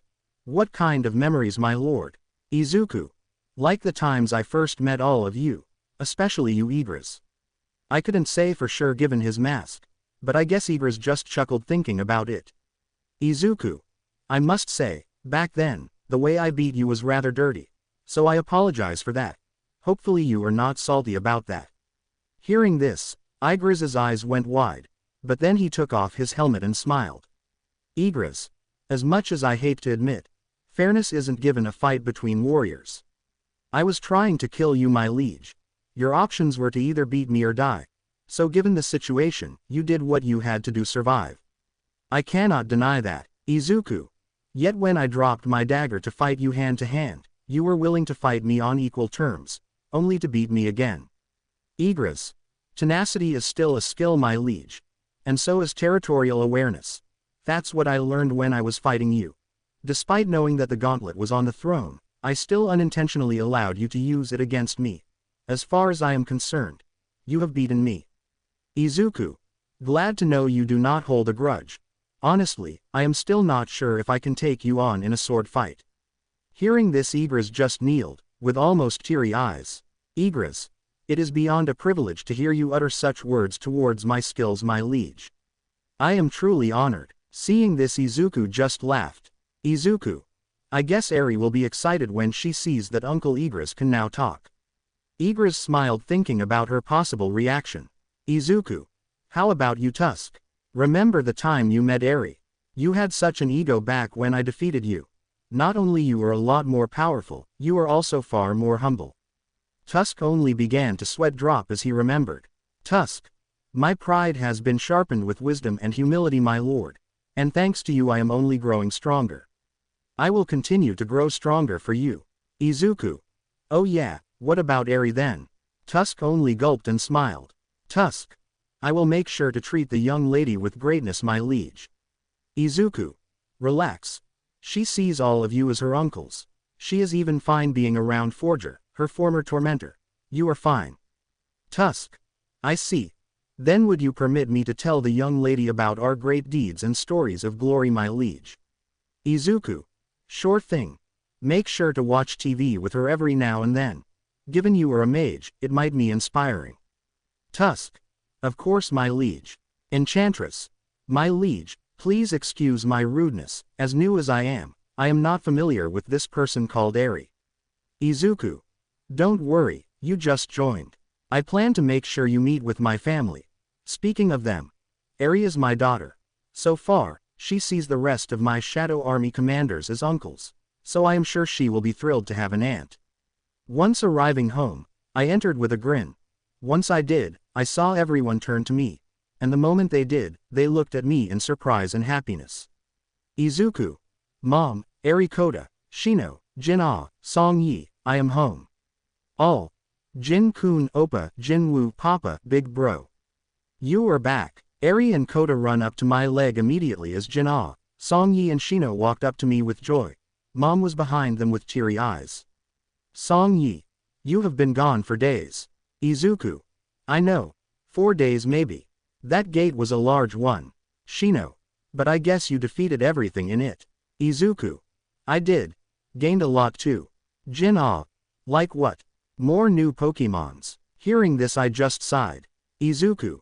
You will never stop calling them that, will you? Jin-ah. Nope. It helps. Izuku. Fair enough. Yes, I got a new one. Speaking of them. I got a surprise for you. Especially for you, Eri. Eri. Really, Papa? Izuku. Yes, arise. I summoned Igris, Tuscan Enchantress. Shino. Huh, I don't think I seen this one before. Izuku. Yes, but that's not the surprise. Mom. Then what is it? Izuku. They ranked up. Gaining new abilities. Mom. Such as. Upon hearing that, Igris approached to them. Then he took his helmet off. I heard a gasp from everyone. Even from Enchantress. Turning to her, I saw her blush as her blue face gained tint of purple. Eri was pretty surprised from the gesture. Eri. You can do that, Uncle Igris. Igris then kneeled down. And stared at Eri. Igris. Hello, young lady. Upon hearing that, everyone froze in shock. Aries gasped so hard she was frozen as a statue. Then she cheered and ran behind Mom, while staring at Igris with a cheer. Eri. You can talk. Igris. It appears my voice finally reaches to you as well. I am glad. Girls. They can talk now. Izuku. The perks of their new rank. Go ahead and talk to them, you two. Tusk. Greeting, my lady. I am Tusk. It is a privilege to greet you directly like this. Tusk said while bowing. Eri was still too shocked to react, but once she got over her surprise, she jumped to Igris's arms. Eri, you can talk, Uncle Igris. Seeing this, Igris instinctively picked Eri up and raised her up. Eri was reaching forwards to hug him. Igris returned the hug, but then Tusk approached to them. Greetings, young lady. I don't know if you remember me, but I am Tusk. Sadly, the first time we met were in unfortunate circumstances. For a moment, Eri was confused, but then she smiled. Eri, I know you. Silly Uncle Tusk. Hearing this, Tusk beamed with joy and pride as he lifted Eri up with telekinesis and placed her in his arm, hugging and petting her. Tusk, I can't wait to tell you stories of greatness. The times I fought by your father's side. Igris simply stared at him. He seemed jealous. Igris, I was having a moment with the young lady Tusk. Tusk, you think you are the only one waiting for that, Igris? You had your moment. Now it is my turn. Before all of this was happening, Enchantress approached to others. Izuku. Alright, since she is new, I will introduce her to you. Everyone, this is Enchantress. She is a general like Igris and Tusk. Enchantress, these are my family. This is my mother, pointing at Mom. These are Shino, Songyi and Jinna. I am not sure how I should describe our relationship, but they are very important to me. And this is Kota. It isn't official, but just like how Eri is my daughter, I decided to consider him as my son. Enchantress simply bowed before them. Enchantress. Greetings, my ladies. It is an honor to meet you. Kota approached to her, looking at her in awe and with a slight blush. I wasn't surprised. Enchantress was a beautiful woman. She just sat on her knees to greet him. Enchantress. Greetings, young master. I am Enchantress. I am a new member of the Shadow Army. Kota. You are pretty. Hearing that, the girls looked down at Kota in surprise. Enchantress blushed a bit hearing that.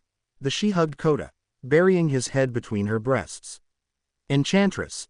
Thank you, young master. You are so kind. I smiled at their interactions. Behind us, Igris and Tusk were arguing over Eri. I had to intervene before they ended up fighting here. That night, I put the kids to bed with the help of Igris and Enchantress. The latter really enjoyed the company of the kids, or being their new aunt. As we were leaving the room, I noticed that Igris was staying a little longer. Eri. Good night, Uncle Igris. Eri said as she reached for Igris. Igris just patted her hand. Igris.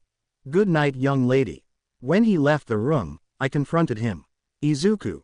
You seem sentimental. Are you okay? Igris. I am, my liege. Thank you for your concern. I am just reliving memories. He was almost about to cry. He wiped his tears before they could fall. I just patted his shoulder. Izuku. Whatever those memories were, I am sure you would share them with me when you feel ready. Until then, I am glad you are feeling some joy in your life. Months have passed since Shino joined in our inner circle, and with that I had a safe ground in Japan for Eri to be in. That allowed me to leave Japan and investigate gates in other countries, even returning to America twice. I also went to Europe a few times, even seeing their national authority hero Sherch's Grimoire in action. His red destruction power was impressive. Although with my current stats, I should be able to take him down, and my shadow army could be a great help as well. Speaking of shadows, that S-rank dungeon I cleared was a great harvest. And I cleared many A and B rank as well after that one. As of right now, I had a whole legion of shadow soldiers, so many that I had to divide to even more divisions. Currently I had 3 generals, Igris, Tusk and Enchantress. Rest were high-end elite knights and close to reaching to the general rank as well. Those were the main division commanders. And I also had many knights that I was able to gather and turn them into squad leaders as well. If I could guess, I could split them into 100 groups.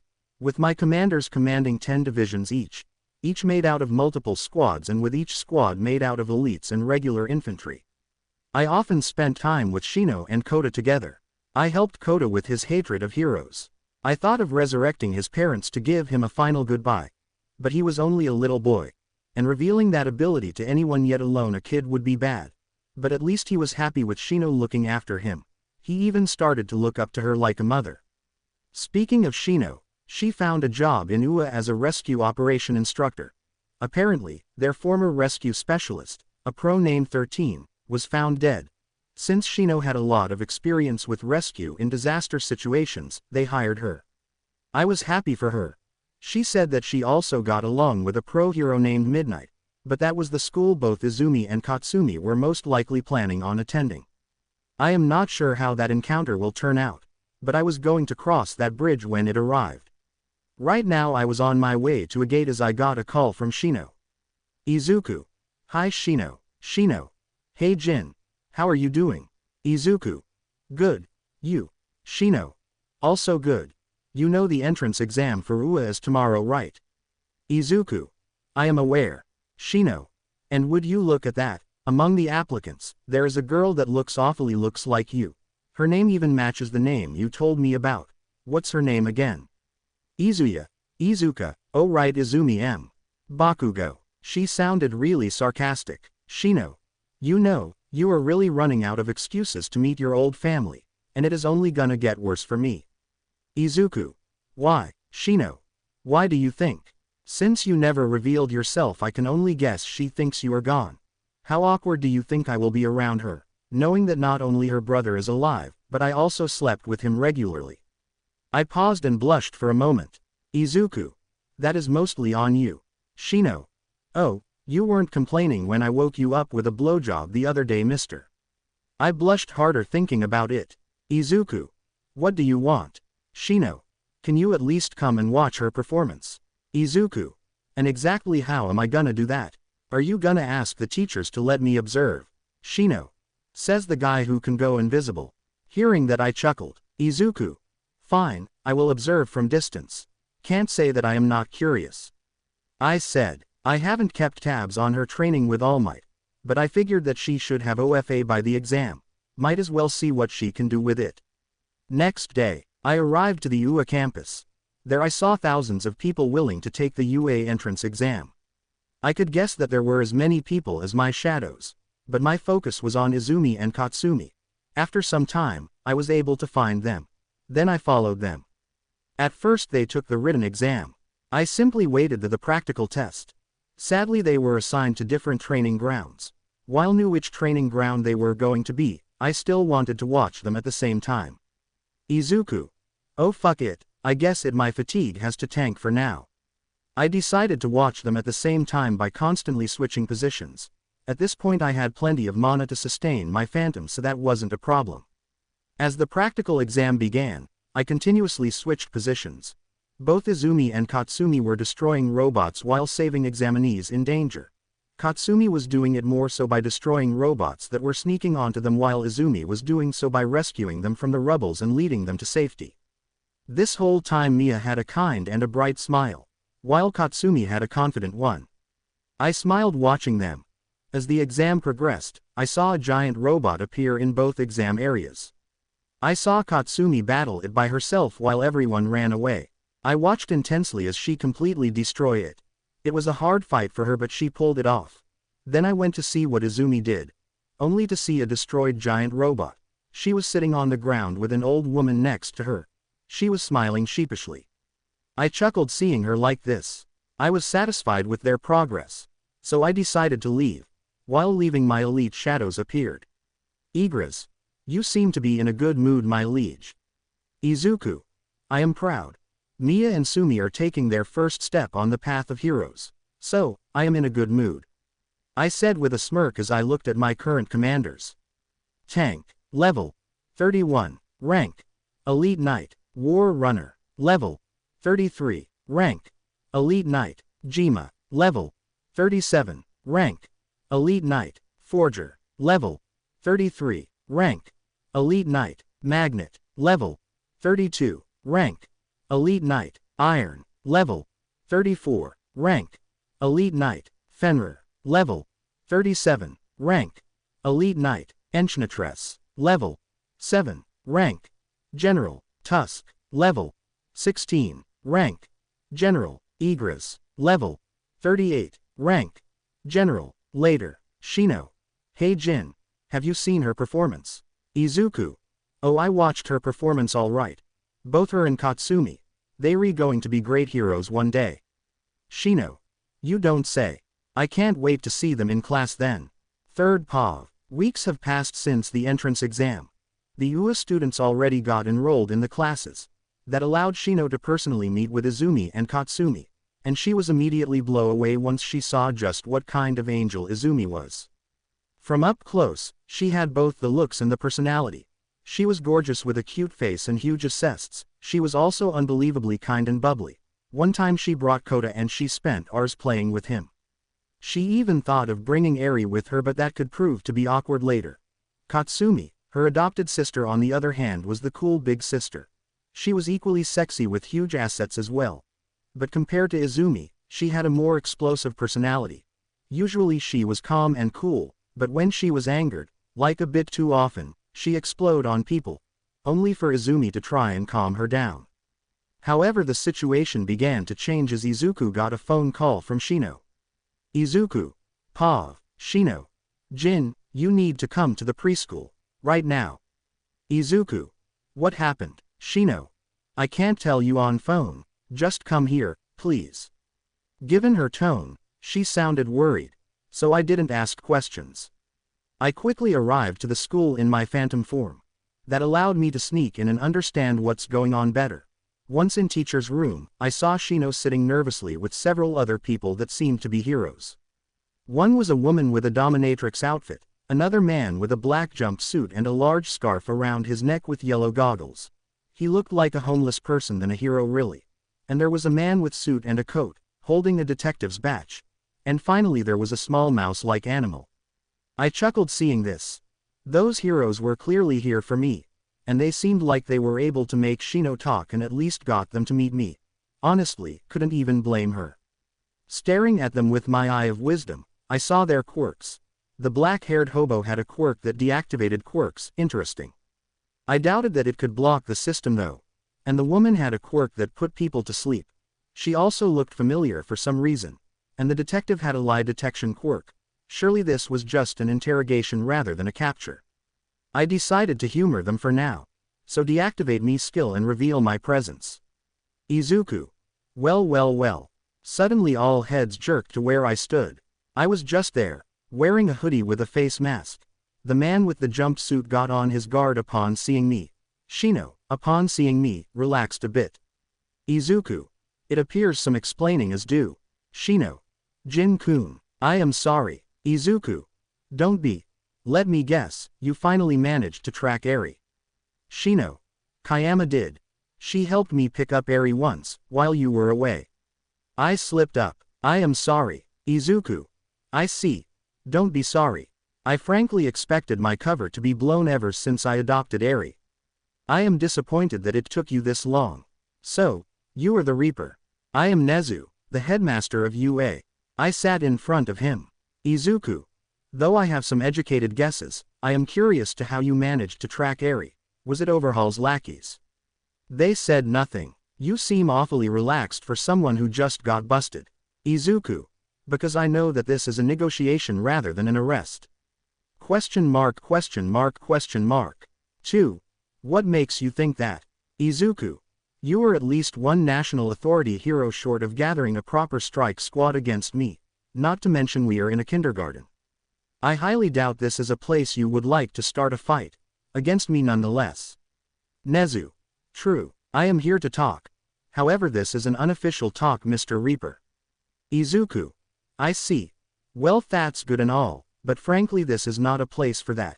If the teachers start to suspect something, that will eventually echo towards the children. So I have a proposition. There is a factory I know that is remote and fully abandoned. How about we have our negotiations there? No fighting, just talking. They stared at me for a second. Then the mouse sighed. Nezu. Very well, we will see you tonight. But we will be bringing backup. Izuku. I would be disappointed if you don't. Bring as many pro heroes as you want. It will not matter. Then I gave them an address and got up. But before leaving, I turned to them. Izuku. Just one more thing. Nezu. What is it? Izuku. Anything that happens or will happen will be only between us. Don't even dare involving Eri or Kota into this. Directly or indirectly. If you do, I will kill all of you. I said with my eyes glowing. The heroes were tense. Then I left. Third Pav. When the pro-heroes left with the detective talked.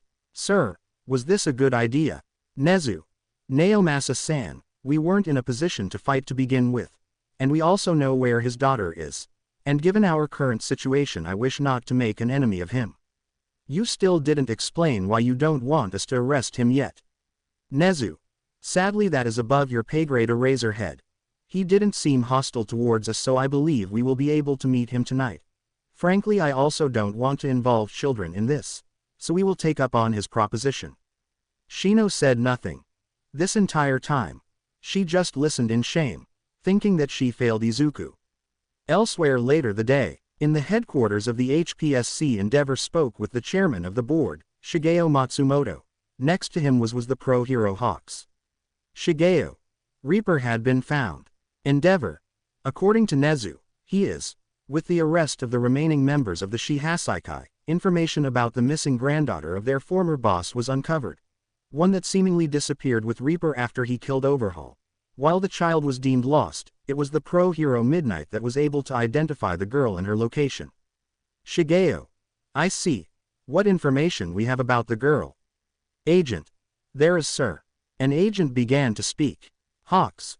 We were able to extract information from the members of the Yakuza. The child's name is Eri. She seems to be 5 years of as of right now. While most information about her seems to be ordinary, it is her quirk that creates concern. Shigeo. Her quirk. Hawks. Yes. It seems like she had the power to rewind anything to its previous state. Overhaul had been conducting experiments to see how far. The results of her research are concerning. Shigeo took at the reports. His face went from shock to a smirk. The idea of quirk erasing bullets was too great for him to just pass. And having the girl within their grasp would allow them to use Reaper. 2 birds, 1 stone. Shigeo. What is Nezu's plans for the situation? Hawks. There is going to be a meeting with him tonight in an abandoned factory. One where we can bring as many pro-heroes as we want. Shigeo. His funeral. Go there and do what you must. What do you think about the child though? Endeavor. She must be removed from him as soon as possible. There is no way a criminal scum like him is suitable to raise a child. Shigeo. I agree. While the meeting is commencing, I will send a task force to retrieve the girl. Take Hawks with you. I am sure you would enjoy your new wings. Hawks said nothing, he just nodded along the way. Once the pro-heroes left, Shigeo contacted Tartarus. Shigeo. This is Chairman Shigeo. There is an urgent matter that requires as much back as needed.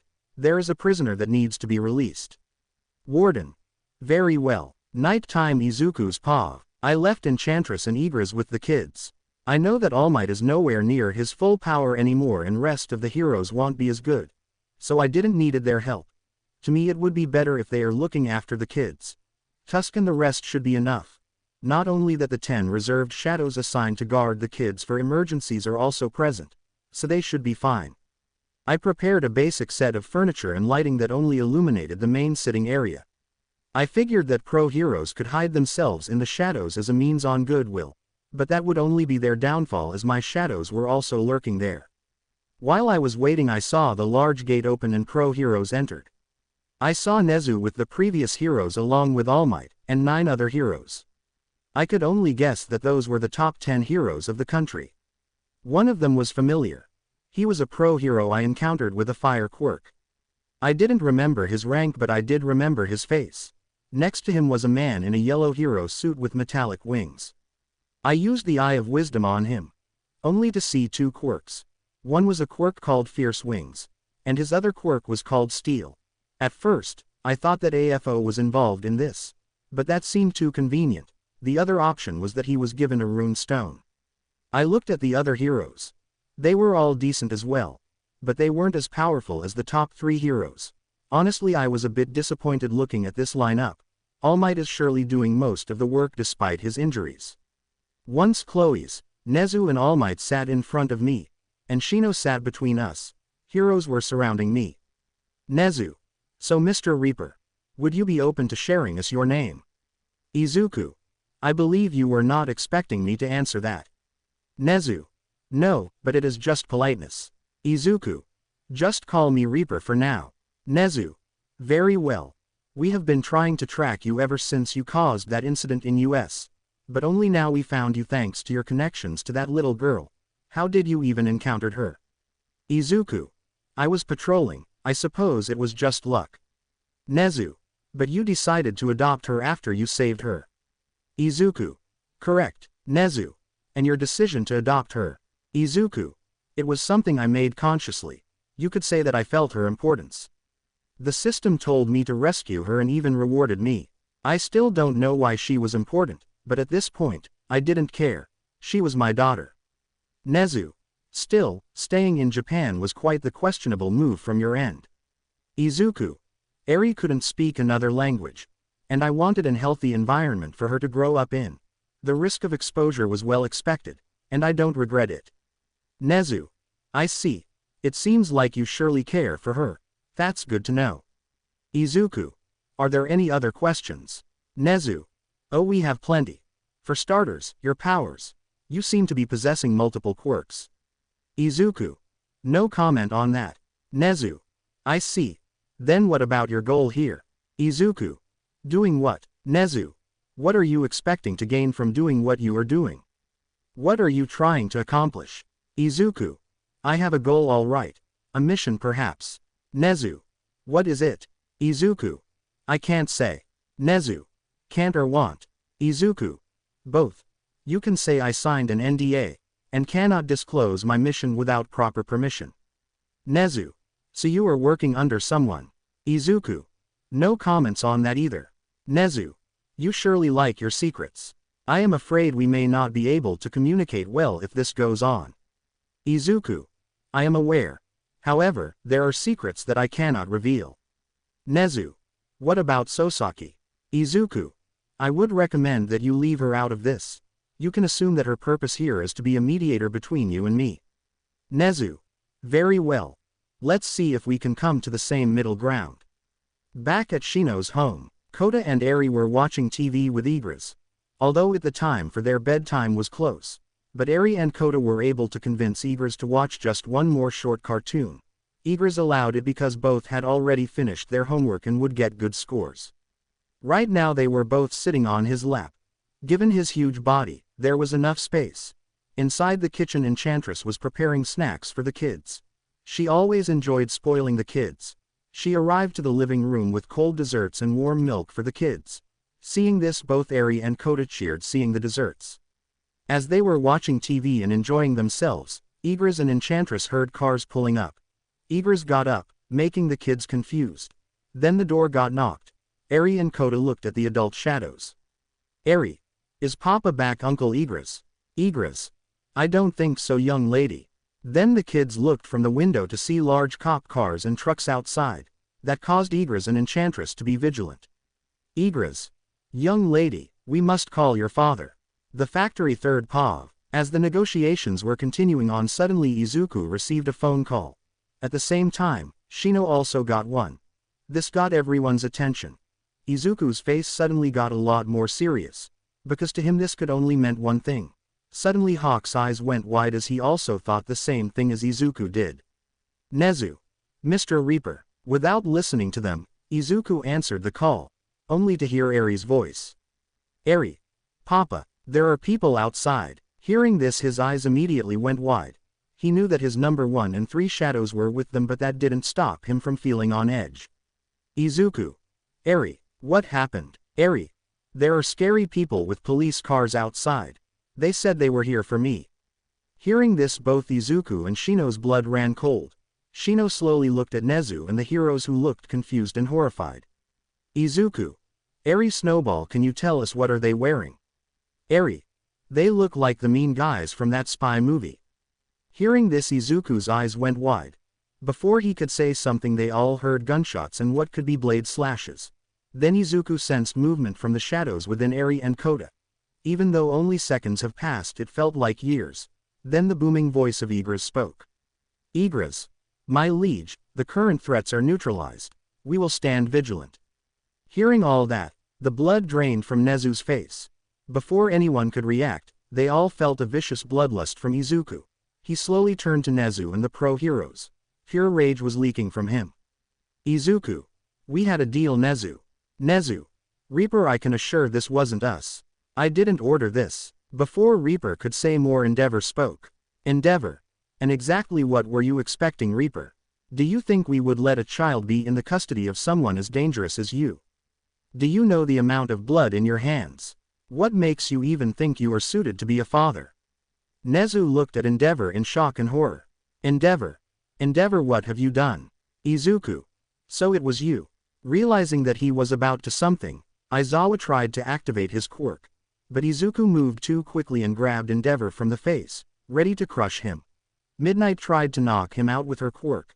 But to her shock, Izuku looked unbothered upon smelling her gas. Then All Might rushed quickly and punched him away.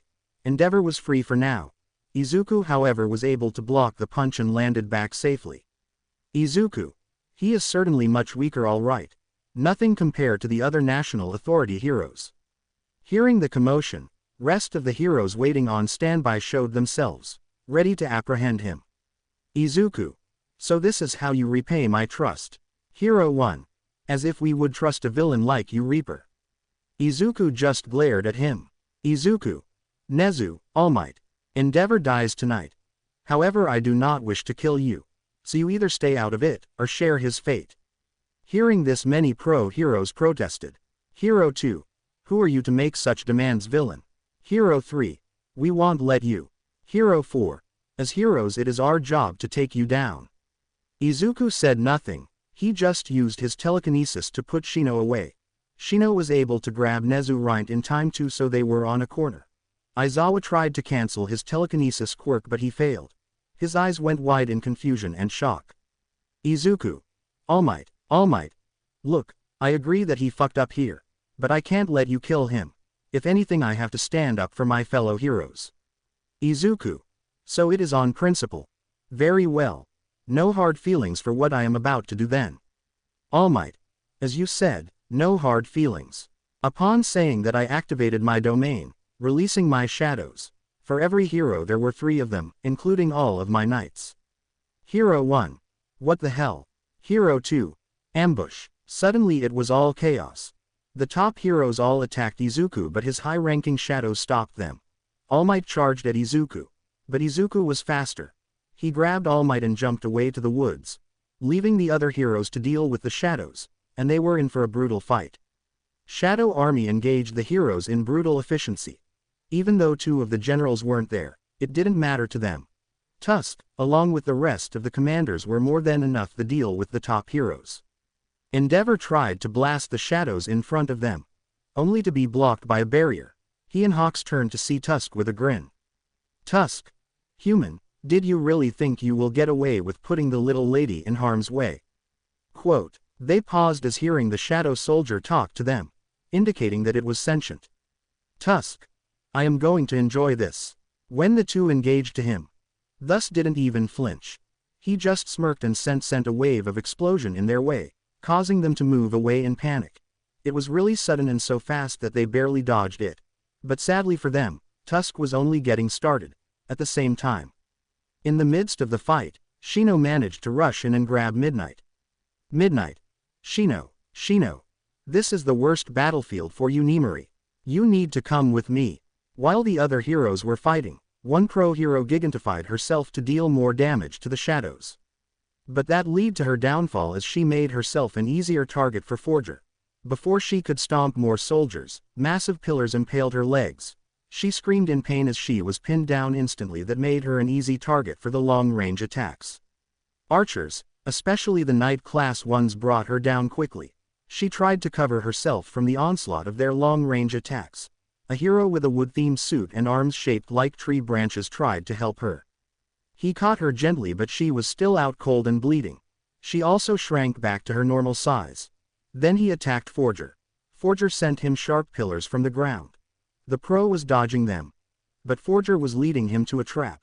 Because the moment he dodged one more wave of massive pillar, only to be met with a massive pillar coming right to him, he tried to block it, but his wood wasn't hard enough to block it. It shattered his defense and pierced his body. The pro hero fell to the ground bleeding. Tank attacked a woman who transformed into a dragon. She flew upwards and dived down. Thanks to the change in her size, she gained a massive strength boost. Tank rose to 2 feet and swung his claws. Their claws met as she tried to push Tank backwards. But sadly Tank was stronger. He pushed her away. The hero fell backwards but managed to get up. The two rushed to each other again. However, Tank was faster, so he was able to overpower her instantly. With his roar, Tank pushed the woman backwards. He jumped on her back bad tear her wings from her body with his teeth.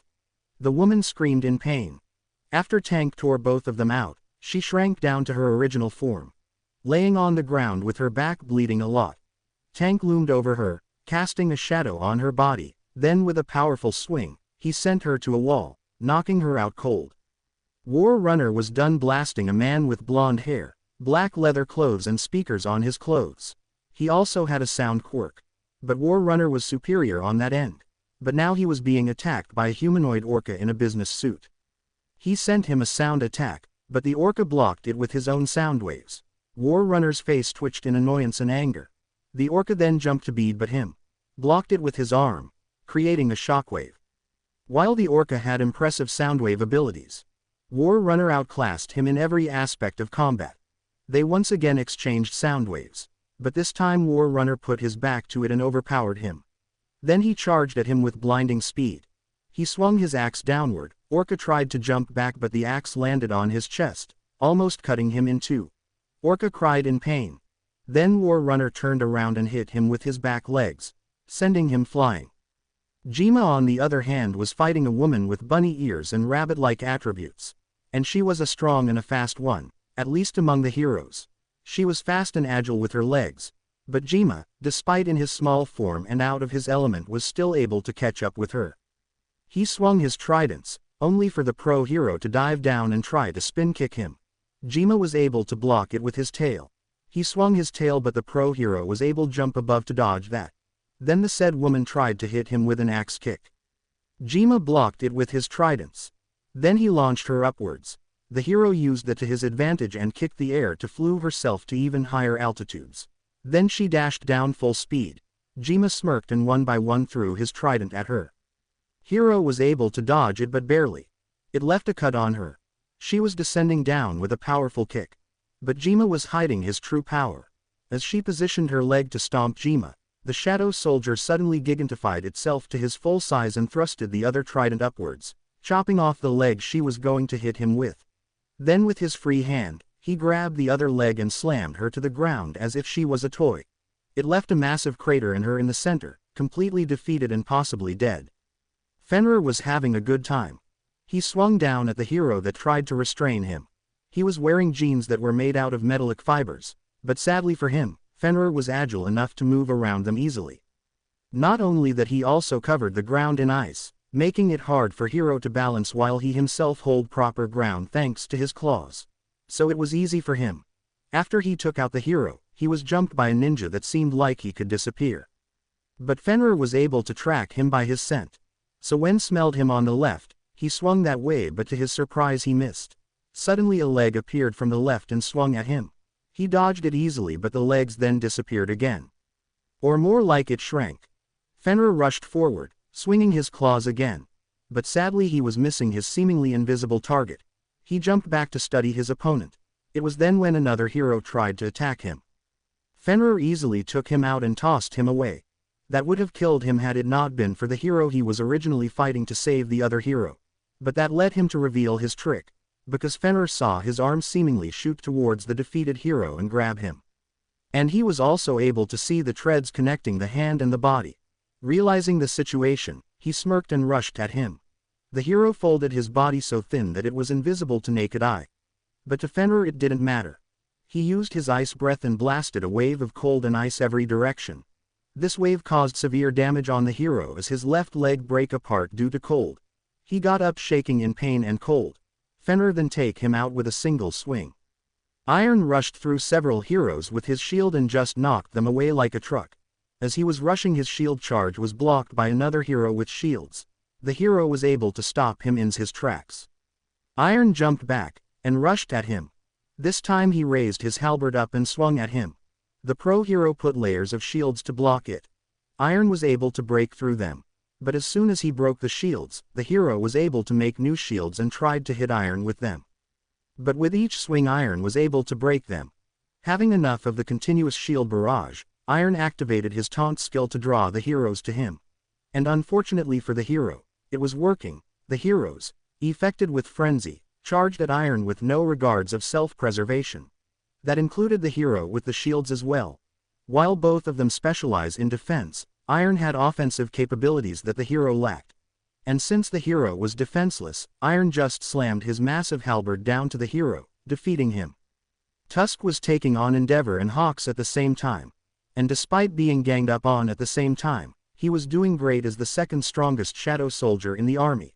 While the heroes were barely able to dodge his explosions, Tusk was just having fun.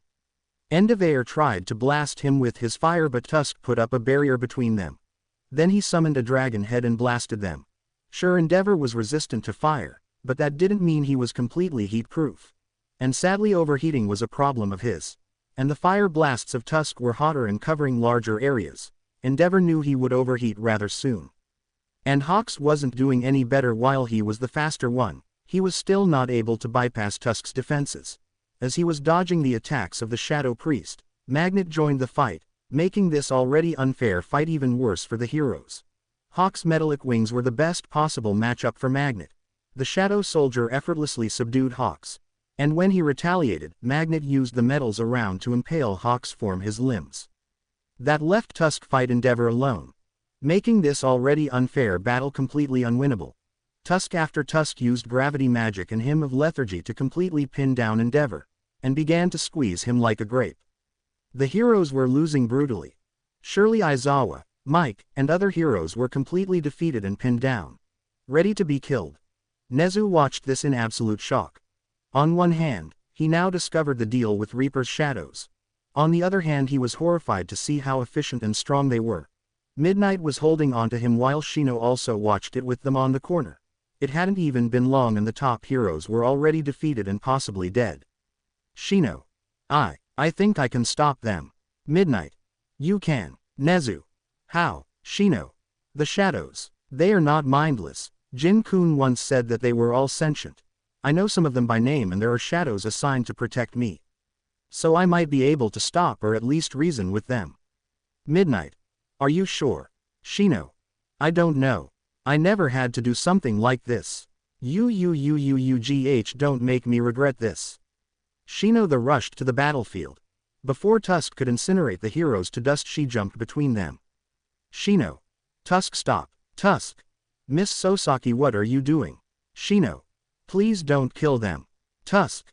They dared to try and hold the young lady hostage and provoked our liege. Do you think we will let go such an action? Shino. That was Endeavor. One that you already defeated. Tusk. That don't excuse them from trying to defend him. Shino. I know, but at least let the Jin-kun be the judge of that. Tusk. Our liege had already declared that they would die if they stayed in the way. They are in the way. So move aside. Before any argument could be made, they all heard a shockwave. Then All Might crash landed next to them. And to everyone's horror, he was covered in bruises and all cuts. He tried to get up, but Izuku appeared right in front of him. All Might swung his left hook, but Izuku casually caught the fist and then punched his gut. The shockwave that generated almost blew away Shino, but Iron jumped in front of her to protect her. Then he pulled his arm to his left, and with his right elbow, broke his arm. Letting go of the left arm, with his left arm again, Izuku grabbed him by his face and slammed him to the ground. Then he began to crush his head. With his right hand, All Might tried to grip his arm. But he was losing this strength battle. In front of all the heroes nonetheless. He tried to punch Izuku, but Izuku simply lifted him up and slammed him to the ground with himself on the top. At this time he was attacked by another hero who tried to save All Might. He was dressed like a knight with exhaust pipes coming out of his body. Izuku simply pulled him close with telekinesis and shoved his arm through the hero's stomach, piercing and destroying his spine. Then he threw the hero away like a ragdoll. All Might took the opportunity to swing at Izuku again, but Izuku blasted that arm too. Then he continued to beat him up. Nezu and some of the still barely conscious heroes watched in horror as Izuku beat All Might like an disobedient dog. Due to that, he began to shrink rapidly. Shino rushed trying to stop him, or All Might could actually die. But Iron was preventing her from getting close. Seeing there is no way to get close, she used her quirk to telepathically reach Izuku. Shino. Jin, please stoop. Izuku heard her message and stopped. Looking at her, he noticed that he was about to cry. At the same time, All Might could no longer maintain his form as he shrank down, leaving his skinny self exposed to whoever was still conscious. Izuku gritted his teeth as he closed his eyes. Then he yelled at All Might. Izuku, why did you make me do this? Did you really think you could take me on in your current state? Think, All Might. You were right below me, losing blood and almost died. And all for what? For a fucking bastard who hides behind children to fight against someone stronger than him. Tell me it worth it. Tell me that this is what a hero does. Tell me that you will rather have this country lose their symbol of peace than let me have it. Tell me. Izuku screamed in rage. A rage that everyone felt. All Might coughed blood, a lot of blood. Then he managed to speak. All Might. Give them a chance. Then he passed out cold. Hearing this, Izuku gritted his teeth harder. Then he sighed. Izuku. Tusk. Finish endeavor. Rest of you, leave them be. Tusk. It will be done, my liege. Tusk then lifted Endeavor up with telekinesis, and he began to torture him.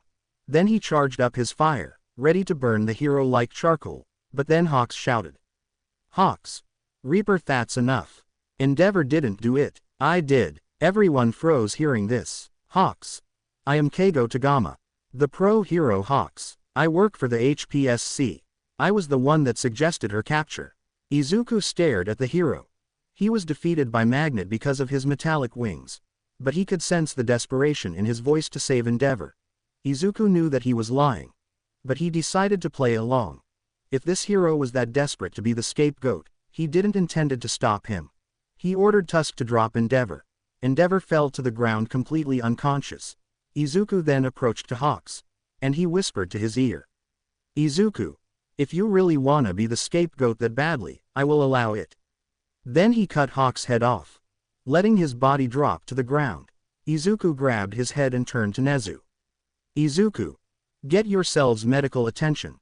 Let this be a warning. I will give you one more chance as All Might so desperately begged me for. I will find you tomorrow. This time, don't even bother bringing other heroes into this. I am going home. Shino, I will leave Tank and a squad behind with you. Shino said nothing. She only nodded. With that, Izuku left with Hawk's head. Returning home, he didn't see anything at first. But then he saw the cop cars and the armored truck in the backyard encased in ice. They were all slashed to pieces and compressed to smaller blocks. Inside, Igris sat on the living room vigilant. Seeing Izuku arrive, he got up and kneeled before his king. Igris. My liege, welcome back. Izuku. Where are the kids? Igris. They are inside their own room sleeping. Enchantress is staying with them. She managed to put them to sleep. Izuku. I see. What about the attackers? Igris. No further threats are detected. While most were ordinary, one individual was a capable fighter. I personally disposed of her. Igris then revealed a decapitated head to Izuku. It was a woman with blue and pink hair. She seemed to be in her early or late 30s. Izuku. Good work. Izuku took the head of the woman as well. Then he went to the roof. With both of the decapitated heads, he used his powers. Arise. The heads were engulfed with darkness and it shot upwards, signifying their power. They were powerful, but nothing compared to his generals. Alarm. Shadow extraction is successful. Alarm. Shadow soldiers rank Knight and above can be named. Please name the Shadow Soldier. I stared at both of the Shadow Soldiers. I first looked at Hawks. Since he died trying to save that fire hero wannabe, only one name would be fit. Izuku. Icarus. You will be Icarus now. Hawks, now named Icarus, bowed before his king. Then I stared at the woman, but I wasn't so sure about what to name her. Izuku. Igris, what was her abilities? Igris. She was able to change her arms into firearms, my liege. The fire rate changed depending on the type of firearm or cannon she turned her arms to. The various different projectiles she was able to shoot were also noteworthy, but she wasn't much in close combat. Izuku. Then I will name her, Ammo. Her name in the title screen changed from to Ammo. With that she bowed. Looking down, he took a better look at the new two shadows. Name. Icarus. Level 9. Rank Elite Knight. Name. Ammo. Level 7. Rank Elite Knight. They were surely good additions to my new army. Perhaps they could be new division commanders too. But since I was done with here, I left for the HPSC headquarters. Next day, 3rd POV. Panic ensued as the heads of the number 3 hero Hawks and seemingly another pro-hero was displayed in front of the headquarters of the HPSC. On the sidewalk was a message written in red. Cross me again, and you will drown in the blood of countless heroes. While the HPSC were doing their best to do damage control, Izuku arrived to Ua. He did inform Shino that he would be there in a few minutes to see Nezu. So like any sensible person, Nezu made sure to not cross Reaper again and held this meeting private. Izuku stood inside his office. With only Shino and Nezu were with him. And Nezu was sweating bullets. Izuku only sighed seeing him shake in fear. Izuku. I decided to give you another chance. So let's start over, shall we? Nezu just nodded in fear. After some talk, Nezu offered him a position among the UA staff. Izuku. So you want me work for you? Nezu. On paper yes. But I am willing to let you do as you please given you seem to have your own agenda. Izuku. Sadly that won't do. Then he paused and sighed. Izuku. However, I will work with you. We will help each other as partners. How does that sound? Nezu. Very well, I believe that will work. Izuku. One more thing. Nezu. What is it? Izuku. If I am going to do this, there is something I have to do. Nezu. What is it? Izuku. There are 2 students in the hero course that I need to meet. Their names are Katsumi Bakugo and Izumi M. Bakugo, short for Midoriya. Hearing this, Nezu instantly perked up. Because those were the 2 girls All Might was training. Izuku. I also need to meet with their legal parent, Mitsuki Bakugo, as soon as possible. Nezu. Why them? Izuku. It is personal. They won't know until I reveal it, but I am personally connected to them. Shino knows about it, but has been keeping it a secret from them. Shino. So you really decided to take the leap of faith? Izuku. I guess I do. He thought about it. Considering what happened yesterday, it would have been better for him to keep a closer eye on them as well. And this would surely grant that. Nezu. Leave that to me. I just have to make a few phone calls. How about tonight? Izuku. Fine by me. 3rd POV. Hi girls. Sorry to bother you at such an hour, but someone wants to talk to you privately, so I am here to take you with me. Izumi and Katsumi stared in shock, worry and fear at All Might as he looked severely injured. His arm was inside a casket, half of his face was covered in bandages and along with his torso. Katsumi. What the fuck happened? All Might. Oh, don't worry about that, I just did something stupid. That's all. Izumi. Who wants to talk to us? All Might. You will see when you meet him. As they said this, the door opened. Then they saw Mitsuki arrive. Katsumi. Mom, why are you here? Izumi. And Mitsuki. Mitsuki. Hey girls, I was told that someone wants to talk to us. So they brought me here. Wrath. She froze in shock as she stared at All Might covered in injuries. Mitsuki. You are All Might, right? All Might. Yes ma'am, I am. Mitsuki. Please tell me those bandages are fake. All Might. Sadly they are not, but that's not important. What's important is that there is someone on the roof right now, wishing to meet you. Girls were confused but they followed them regardless. Izuku's POV. I sat on the rooftop of the campus building, waiting for Nezu to bring them here. If I was going to do this, showing myself to them was the least I could do. But I couldn't help but feel nervous about it. After all these years, I didn't even know what to say or do, let alone what reaction to expect. Would they be mad at me for not reuniting with them any sooner? Would they call me a monster for what I have become?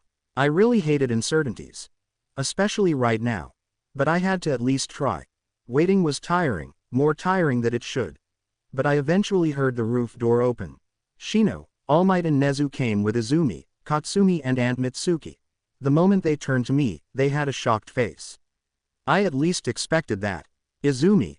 Why you a Reaper. They were shocked and a little scared. It was only natural given my reputation. And given All Might was covered in bandages and his arm being inside a cast must have made them be more cautious. Staring at them, I used Eye of Wisdom. With that, I was able to see their quirks. I chuckled to see Dominators touch an OFA on Izumi's head. Izuku. Come closer, I mean no harm. They turned to Nezu, who nodded. But I could see he was also confused on why I requested them to meet me. Mitsuki. Why did you wanted to meet with us? Do you even know us? Izuku. You are Mitsuki Bakugo, Katsumi Bakugo, and Izumi Midoriya Bakugo. You adopted Izumi after her family perished. Their eyes widened, but they didn't say anything. As they got closer, I noticed that Izumi was still wearing the old twin bracelet we had when we were no older than Eri. I couldn't help but laugh. Now they were close, they were confused on what was going on. Izumi. What is this? What is going on? Izuku. You, laugh, still wear that bracelet. Izumi. What? I don't know what you mean, but this bracelet is the on thin. Izuku. Left from your brother. Katsumi. What? Izumi. How do you know that? Izuku. Because I thought it would have looked cute on you back then, Mia. I was also sad that it didn't come in 3 sets so I could give one to Yusumi. They froze again. Katsumi and Izumi were shocked as they gasped. Katsumi. That, only person to ever called me that was. Izuku. You look like a younger version of Auntie now. Only even more beautiful. And you, Mia, you look just like Mom. Izumi. It can't be, are you? Both girls were about to cry now. I just sighed and deactivated my powers, then I removed my helmet. They gasped upon seeing my face. Third POV. As Izuku removed his helmet, the girls just stared at him in shock. His eyes were still glowing in purple. Even All Might and Nezu were shocked to see once he revealed his face. How could they not be, because Reaper looked really similar to the 9th user of OFA. Izumi. Oh, Oni-chan. Katsumi. I-chan. Mitsuki. Izuku. Izuku. Has been a long time, little sister. Sumi, auntie. Izuku just stood there, with a soft smile. But deep down, he was really nervous. He closed his eyes for the yelling and slaps he was expecting. But instead he felt 2 bodies hug him. Opening his eyes with shock, he looked down to see Katsumi and Izumi hugging him with tears in their eyes. And behind them, Mitsuki was also crying. Katsumi. You, sob. You are back. Izumi. Sob. I missed you so much. Izuku said nothing. He just stood there, shocked. This was not a reaction he was expecting. Not even a bit.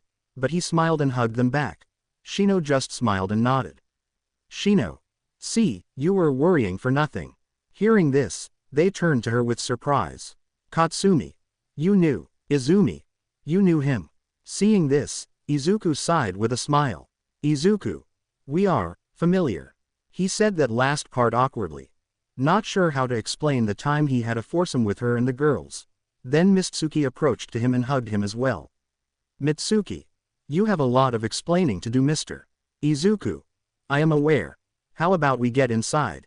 Girls nodded, still hugging him and crying. Once inside Nezu's office.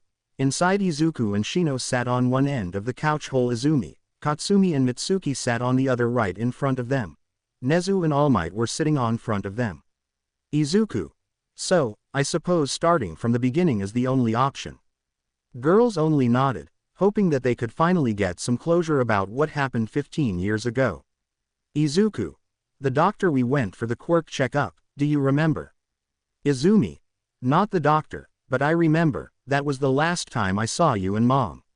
She said sadly. Izuku. He was actually a member of a large international villain organization. Hearing that, girls gasped. Izuku. The moment he saw my unique body structure despite my quirk results coming negative, he informed his goons to take me away. Hearing this, All Might and Nezu perked up. All Might. What do you mean by that? Izuku. Nezu. What do you mean you're about your quirk results? Mitsuki. Izuku is, when they were diagnosed, the doctor claimed that Izuku was quirkless. But despite that, he apparently also had a secondary heart. Hearing this, both Nezu and All Might turned to Izuku.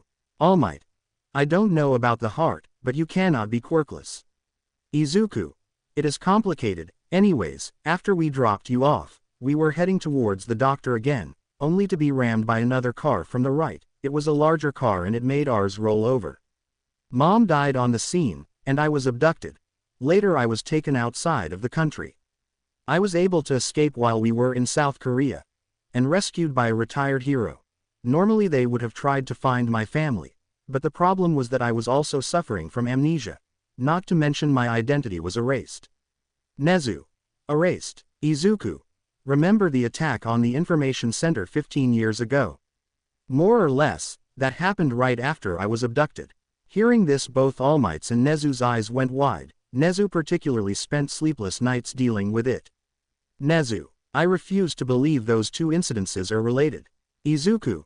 Maybe, maybe not, but it was a long time ago, so it doesn't matter. What matters is, that is the reason why I was gone for so long. Izumi. But your memories are back, right? Izuku. They are. I got them back about 2 years ago. Katsumi. And you still waited 2 years. Izuku. I was busy, it is complicated. Katsumi. Yeah, like becoming Reaper. They stared at Izuku. Izumi and Katsumi were especially pouting. He needed to say something. But luckily for him, Shino helped him out. Shino.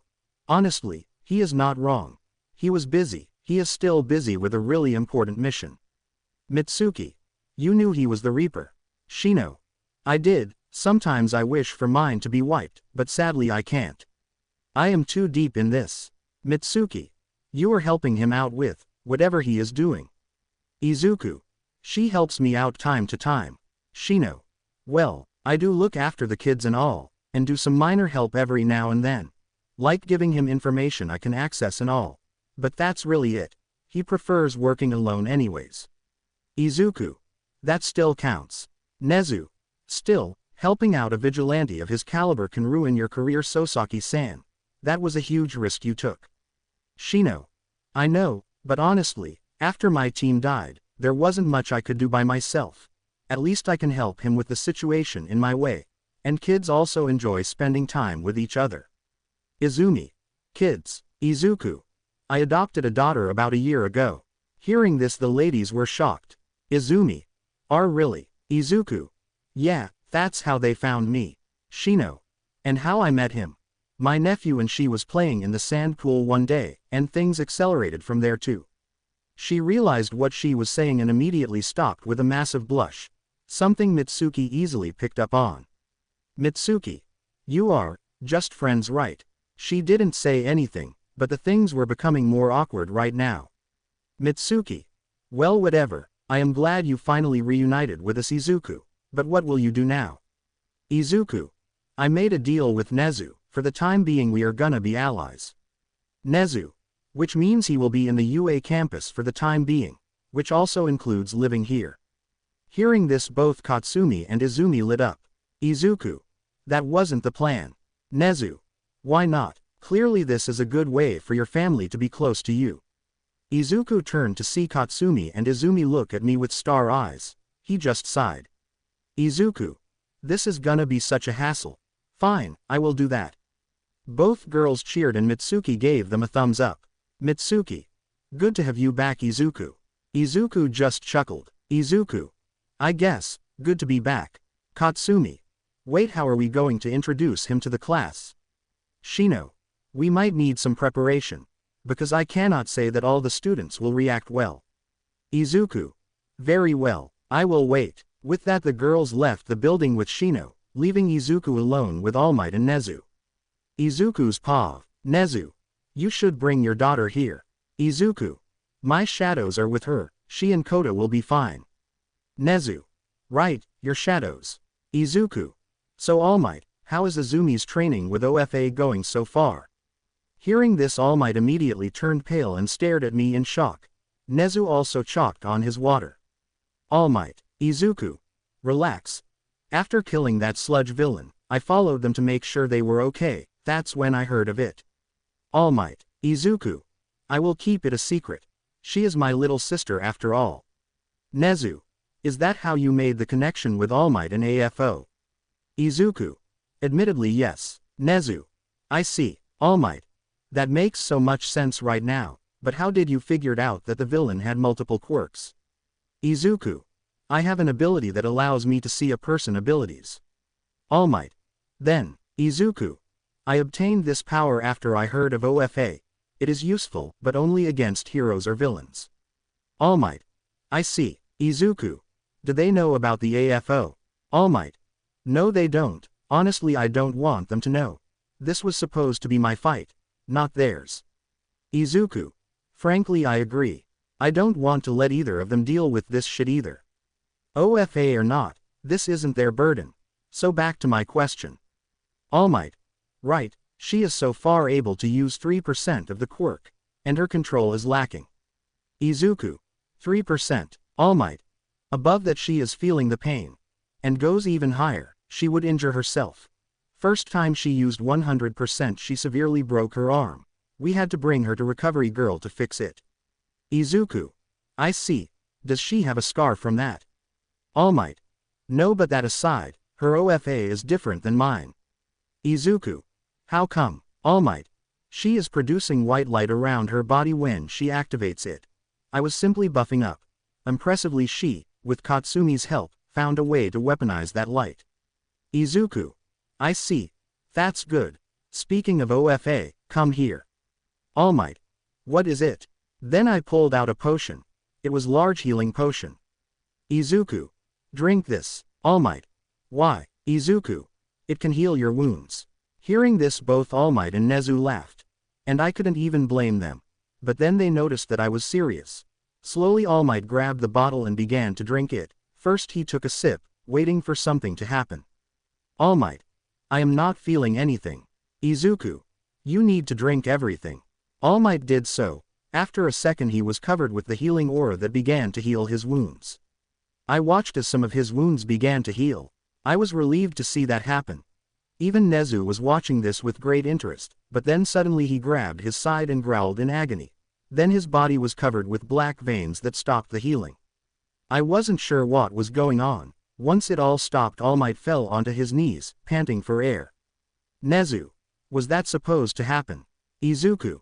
No, it was working for a moment. All Might. Well, I guess this didn't work either. Izuku. That's the problem. It should have. All Might. Don't feel bad, I gave up on healing this a long time ago. Izuku. No All Might, I tested this a lot of times. That potion could even heal missing limbs, and those veins that popped up. I narrowed my eyes. Izuku. All Might, I need to see your wound. All Might lifted his clothes with his functioning hand and showed me his wound. It was indeed large and blood red. But I could also see the black veins on it. Upon closer look I couldn't see much, but then the system reacted. Alarm. Curse of destruction detected. I narrowed my eyes. Curse of destruction. A decaying poison of Antares, the monarch of destruction. Healing potion is rejected. Hearing that my eyes went wide. It sounded like my title, the monarch of shadows. Or that monarch of demons that was mentioned in the demon's castle. Suddenly I had the feeling that I need to visit that dungeon again. But that wasn't just it. Since this wound was magical in nature, I couldn't help but to think that AFO could also be connected to the gates as well. And that was something I needed to talk to Gunhi first. Izuku. I see. Nezu. What is it? Izuku. Best way to describe this is that something is actively preventing your injury from healing. All Might. Like what? Nezu. It can't be a poison, we would have noticed that. Izuku. No, this is more like a curse, and not scientific in nature. Nezu. What do you mean? Izuku. It is complicated. I need to go. I need to make a few phone calls. Afterwards I will head to the dorm's units. With that I left the room to inform this discovery to Go Gunhi. Third POV. As Izuku left the room, Nezu and All Might looked at each other. Nezu. He still has his secrets all right. All Might. And multiple quirks. Nezu. You don't think he secretly works for AFO, do you? Because of the multiple quirks. All Might. No, frankly he is way too powerful for that. And if he was, OFA would have been lost a long time ago. Nezu. Not to mention, after seeing what he was capable of, I hardly believe AFO would give away quirks like what he got. All Might. Yeah, I mean those shadows. I didn't really fight them, but given your description, I don't think I can. Had AFO wielded that power, I would have been dead meat long ago. Nezu. Whatever he is capable of, we just have to wait until he reveals all his cards. Izuku's POV. I was on the phone with Go Gunhi. Go Gunhi. Are you sure about it? Izuku. I cannot say anything for the Monarch of Destruction, but his wound was definitely magical in nature. With OFA here, it can reveal why there are more gates in these regions. Nothing concrete, but definitely a lead. Go Gunhee. True. That said, why do I feel like you are enthusiastic? Izuku. Because it is kind of convenient for me. Go Gunhee. I see. Well then. Update me when you discover more things. Izuku. Will do. Once that was done, I slowly walked towards to the dorms. Activating Phantom, I sneaked inside to see what was going on. There, I saw students and teachers argue. More specifically, a guy with dark blue hair and glasses was yelling Izumi, Katsumi and Mitsuki. Shino and a few other pro heroes were defending them. What the hell do you mean that Reaper is your missing brother? Izumi. I know this sounds insane, Lita-kun, but I am not lying. Katsumi. And we just found out about it moments ago. Lita. He is a killer and he needs to be arrested. Izumi.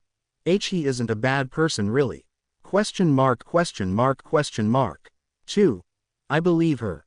He saved my life before. Lita. Do you seriously ACCPET me to believe that after what he did to my brother? Izumi winced back scared. That's when I made my presence known. The room was darkened with my aura, making the students scared. Izuku. You know, if you really gonna blow up on someone, you better do it on person you actually have a beef with. That's when I deactivated Phantom and revealed myself in my Reaper form. I saw indeed some familiar faces. But that didn't make them feel on edge upon seeing me. I stopped casting the darkness beyond to make sure only I would be covered, which made the students seem more relieved. But then the said blue-haired student attacked me without hesitation. I immediately blocked his attack, which felt like sponge hitting me.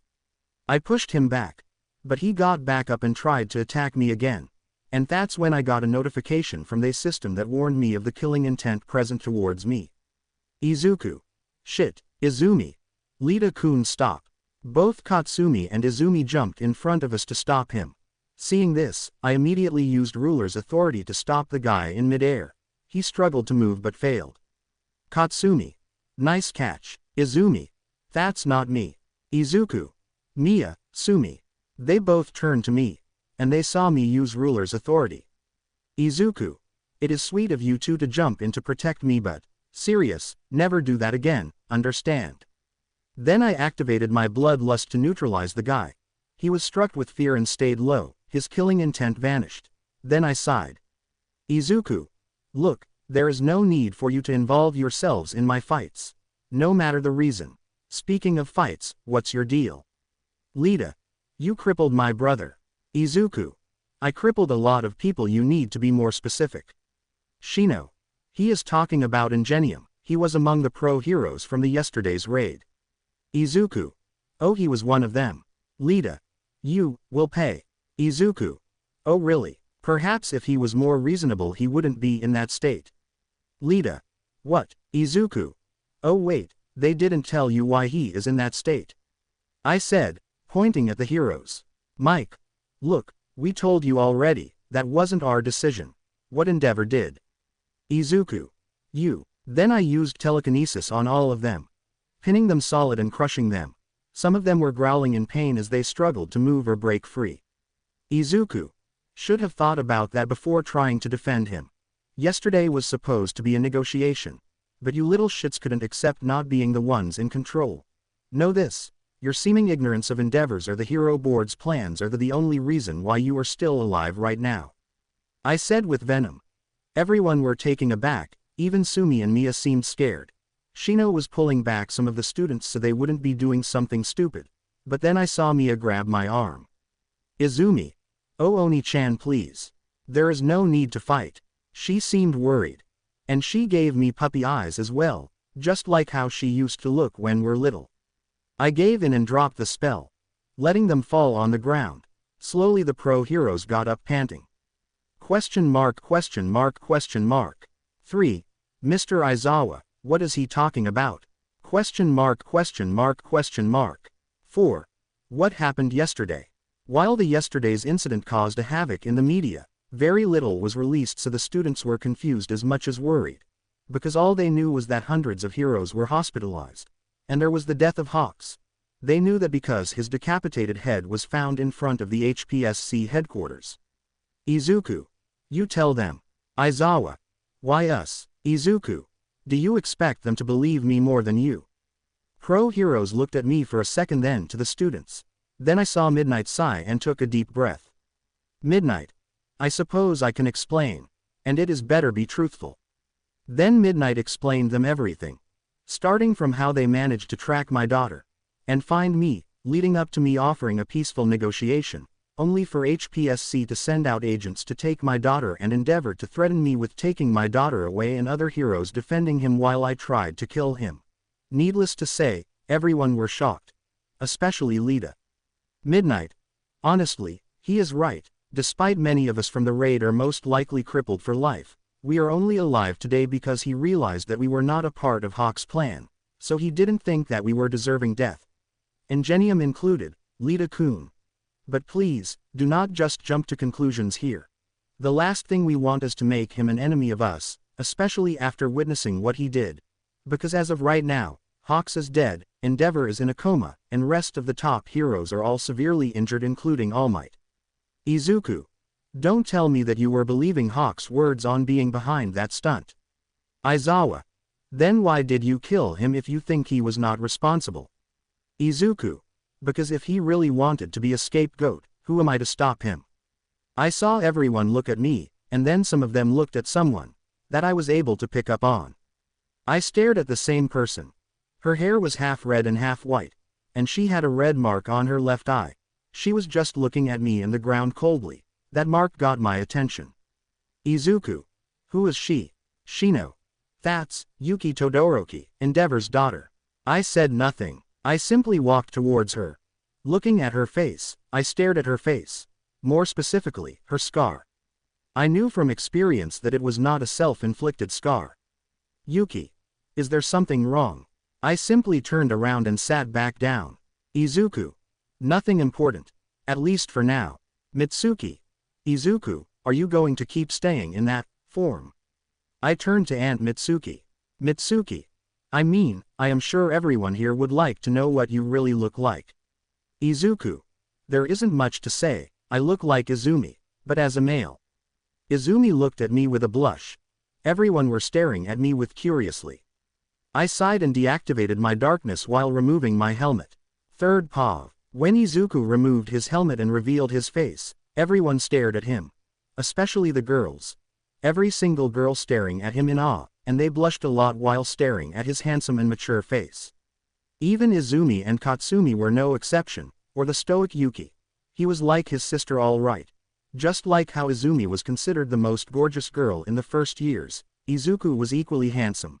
Jiro, Tsuyu, Kami and Momo were especially shocked. After all, they had seen this person before. And Jiro was even unfortunate enough to hear his secret. A secret she didn't dare revealing to anyone. On the other hand, Ajira, Mina and Ochako also recognized him. Or at least his green hair. They were shocked to realize that he was the guy that scared that gigantic villain. But they kept quiet. Some people like Setsuna, Kanoko, Toru and Midnight were staring at him with hard eyes. Midnight especially had a bloody nose. Izuku. Are you happy? Girls didn't even know what to say. Boys on the other hand were crying in jealousy. Question mark, question mark, question mark. 4. Damn it. Not only we learned that the angel's brother is Reaper himself and he is too fucking handsome. Question mark, question mark, question mark. 5. Handsome devil. A girl with vine hair said. Izuku. Angel. Izumi. Oh that. Midnight. Izumi became really famous among the first years the moment she enrolled. With her looks, personality and seemingly light quirk, she is referred as the first year's angel. Izumi. Please stop calling me that. It's embarrassing. She yelped, blushing and covering her face innocently. But that only made the statement stronger.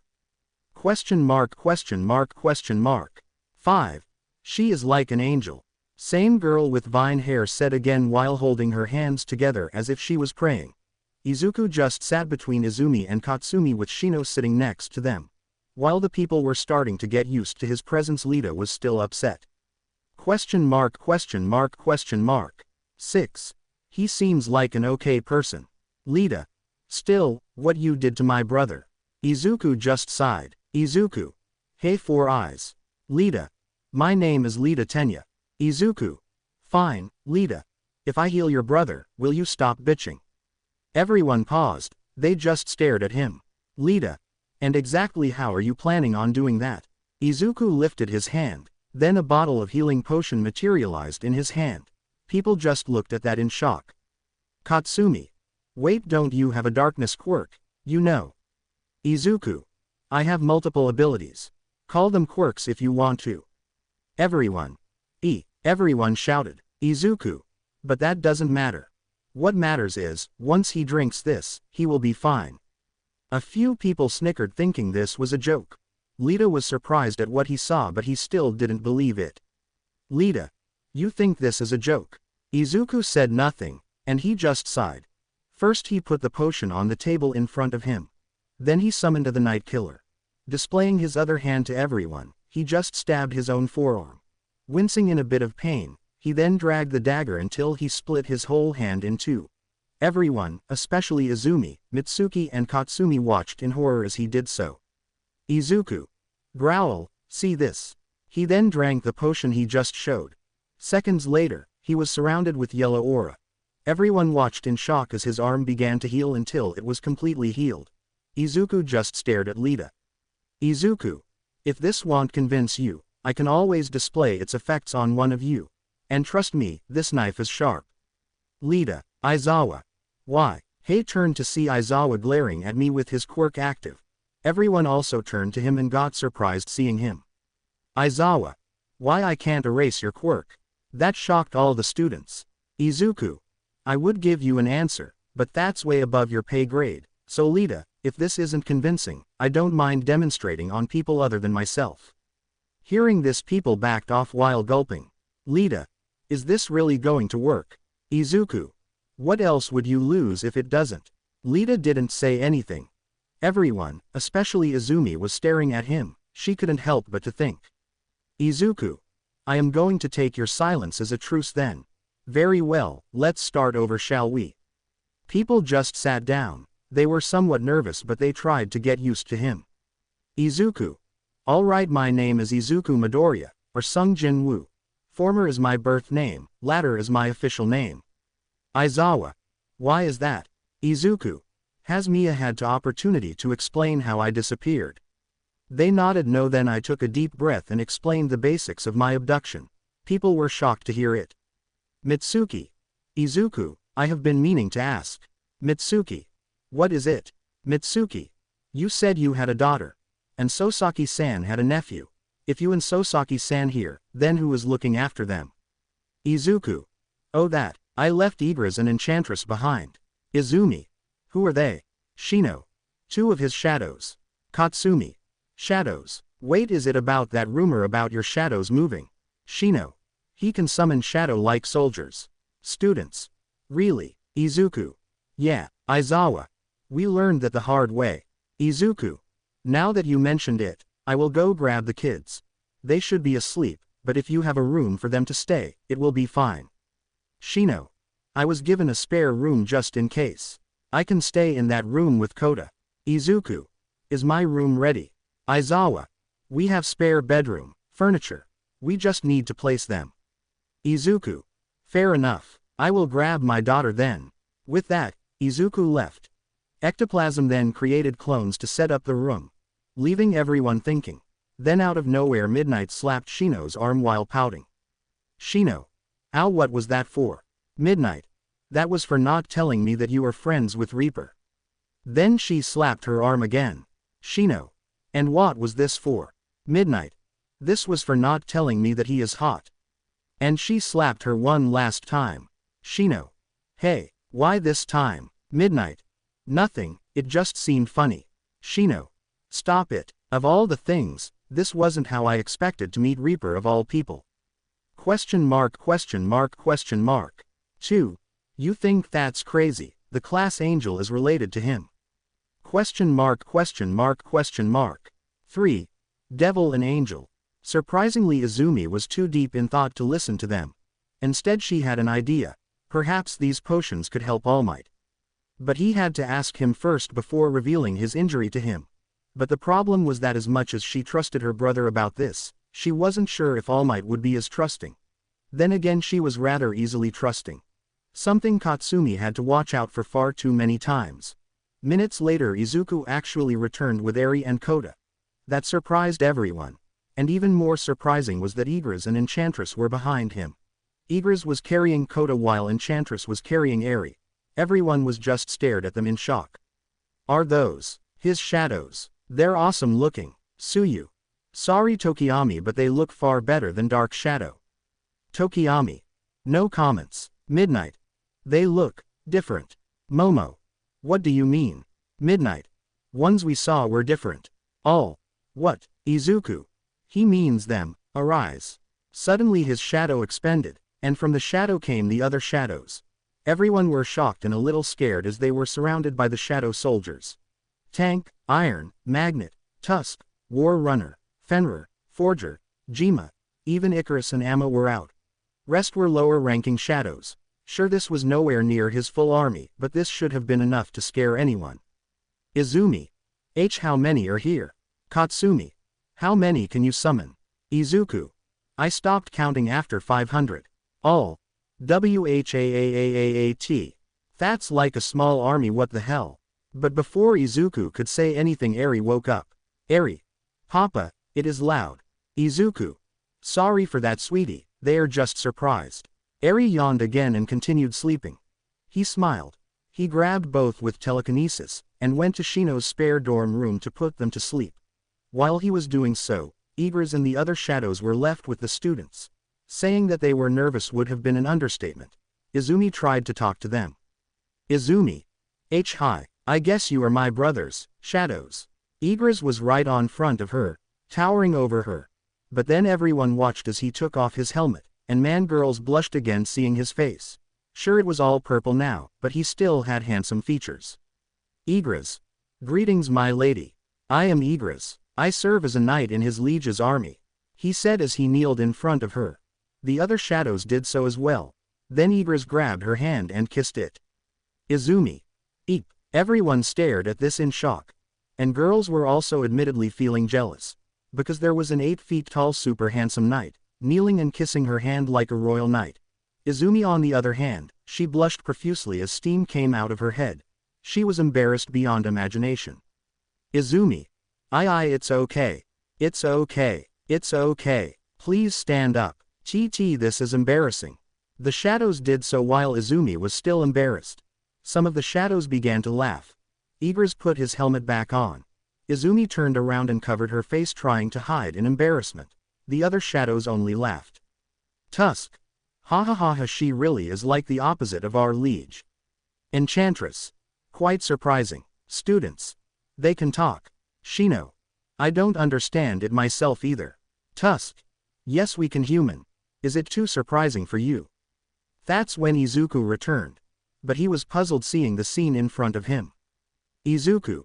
Did I miss something? Igris. Apologies, my liege, I was just greeting my lady. Seeing how Izumi was reacting, Izuku understood what Igris meant. He raised an eyebrow. This was the first time he did something like this. He didn't even did that to his mother or half-sisters. Still, he didn't question it. Izuku. I see. Izuku summoned most of the shadows back, leaving only the high-ranking shadows present. Izuku. Now that you've seen my shadows, I believe that explains that rumor about me. Any questions? A dwarf-like guy raised his hand up with a bloody nose. He had purple balls on his head and he was staring right at Enchantress. Can you have sex with them? Momo. Mineta. Mina. Pervert. He didn't even respond to them, still eyeing the sexy shadow. Izuku was on the other hand got annoyed. Then he grabbed him with telekinesis and glared at him. Izuku. You are not giving me a good impression. As Mineta squeaked in fear and pain, Izuku let him go later. Mineta was on his knees, trying to stand up. He saw Enchantress glare down at him with anger. Then with an ice spell, she froze him on the wall. Mineta was completely covered in ice. Although funny, this also caused more curiosity. Students. What? Izumi. How did she do that? Shino. As far as I know, they all have abilities like this. It is almost like they also possess their own quirks. Ochako. Ajira. That's crazy. Tusk. Ha. Silly humans, you have no idea what we are capable of. Tusk said with a smirk. Izumi. And you are. Tusk. Listen up, humans. I am Tusk, a royal general of his liege. I served him in many battlegrounds. Enchantress. I am Enchantress, a humble servant of his highness. Enchantress said with a bow. She had a gentle voice. And Tusk seemed like he liked to boast a lot. With that they disappeared into Izuku's shadow. Izuku sat down once again. Izuku. Now that I introduced myself, how about you do the same? They nodded. One by one everyone introduced themselves to him. They even talked about their quirks and all. Tokiyami especially got Izuku's interest. Izuku. So you have trouble controlling Dark Shadow. Tokiyami. In the dark he is nearly impossible for me to tame. So I was going to ask how you did it. Izuku paused for a second. Then he sighed. Izuku. Our powers may look similar, but there are severe fundamental differences. But if I were to guess, you are too weak to control him at night. Tokiyami. What do you mean? Izuku. How well can you fight without Dark Shadow? Tokiyami. Izuku. I take that as not well. I see. Then it is most likely that unruly Dark Shadow refuses to serve someone weak. You must grow without him. In my case, I am stronger than all of my shadows. Tokiyami. I see. I will try that. Thank you. Izuku just nodded. Then they continued to talk. Eventually they all left. Mitsuki said that she would love to spend time with Eri sometime. Izuku just chuckled. It was time to sleep. But while the kids were sleeping in Izuku's room, he needed a place to sleep. But that sadly made Katsumi and Izumi argue over whose room he should sleep. Izuku just sighed and chuckled. Maybe this wasn't so bad after all. Izuku's paw. Next morning, I arrived to the common room. I had my daily workout. Now all I needed to do was jogging. In the kitchen area he saw Katsumi and Izumi also up early. They were wearing sports bras and short leggings. Izumi. Oh Oni-chan. Good morning. Izuku. Going for a jog as well. Katsumi. Yeah, wanna join us? Izuku. I might have to ditch you if you cannot keep up. Katsumi. Oh, is that a challenge? She said with a smirk. Later, both Izumi and Katsumi were panting heavily. After 5 kilometers, they ended up really tired. And now they watching me as I was about to finish his daily quest. Once I was done, I just approached to the girls. Katsumi. How are you? Panting, not tired. Izuku. I do this every day. I am used to it. Izumi. Wow, really? Izuku. Yeah, it is a hassle really. Katsumi. Then why are you doing it? Izuku. Because if I don't, there is punishment. They were confused on what I just said. But trying to explain the system would take hours maybe. But luckily they just nodded. When we returned, I left to the spare room to wake the kids up. They were confused on why they were in a different place, but I managed to explain it the best way I could. While Eri was excited to meet her new family members, Kota was too hungry to care. Once going back with Shino, she began preparing breakfast for the kids. Izumi and Katsumi were helping her. While doing so, I noticed that Izumi was preparing a lot of sandwiches. Izuku. That can't be for just us, right? Izumi. No, I sometimes make them for the class. Izuku. Really? Why? Izumi. Oh, no reason really. You know, they are all working hard to be here, I at least wanna help. Hearing this, I smiled at her kindness. Students were right, she was an angel. When everyone were downstairs they all thanked Izumi for the food. While eating, Izumi and Katsumi were bonding with Eri. The little girl was excited to meet new people that her papa knew. And most of the girls just cooed on how adorable Eri was. Boys on the other hand were just eating and laughing to each other. Once that was done, I prepared Eri for the school. When we left the room, I noticed that some people were coming closer to me. Specifically people I met before. Izuku. Oh, it is you. Mina. Hi, nice to see you in the morning. Izuku. What is it? Ochako. Nothing, we just wanted to thank you for back then with that giant villain. You know. Izuku. Oh, that guy. I guess it is no big deal. Mina. But it was. We were so scared back then. Ajira. And not only you saved us, you also inspired me, you know. Ajira said. She then bowed as a sign of thanks. Ajira. That was so manly. Thank you Midoriya. I just sighed. Izuku. It is nothing. Kyoka. I also need to say something. Izuku. What is it? Kyoka. You see, back in that concert, I actually heard you whisper that villain that you were Reaper. Hearing that I just stared at her. Kyuko. But I said nothing, don't worry. You know since you saved us and you are the Reaper. Izuku. Oh don't worry, frankly I was expecting my identity to be discovered ever since I adopted Eri. I am surprised it took this long for heroes to finally discover it. But I must give you a word of advice, in general, never leak such information until you are absolutely sure that you will be okay. People die snitching on villains with far lesser reputation, or do it indirectly.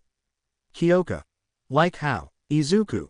By proxies would be a good example, as long make sure this information won't trace to you. Kyoka. I will keep that in mind. Izuku. Sure. Anyways. I need to drop the kids to the school, I see you later.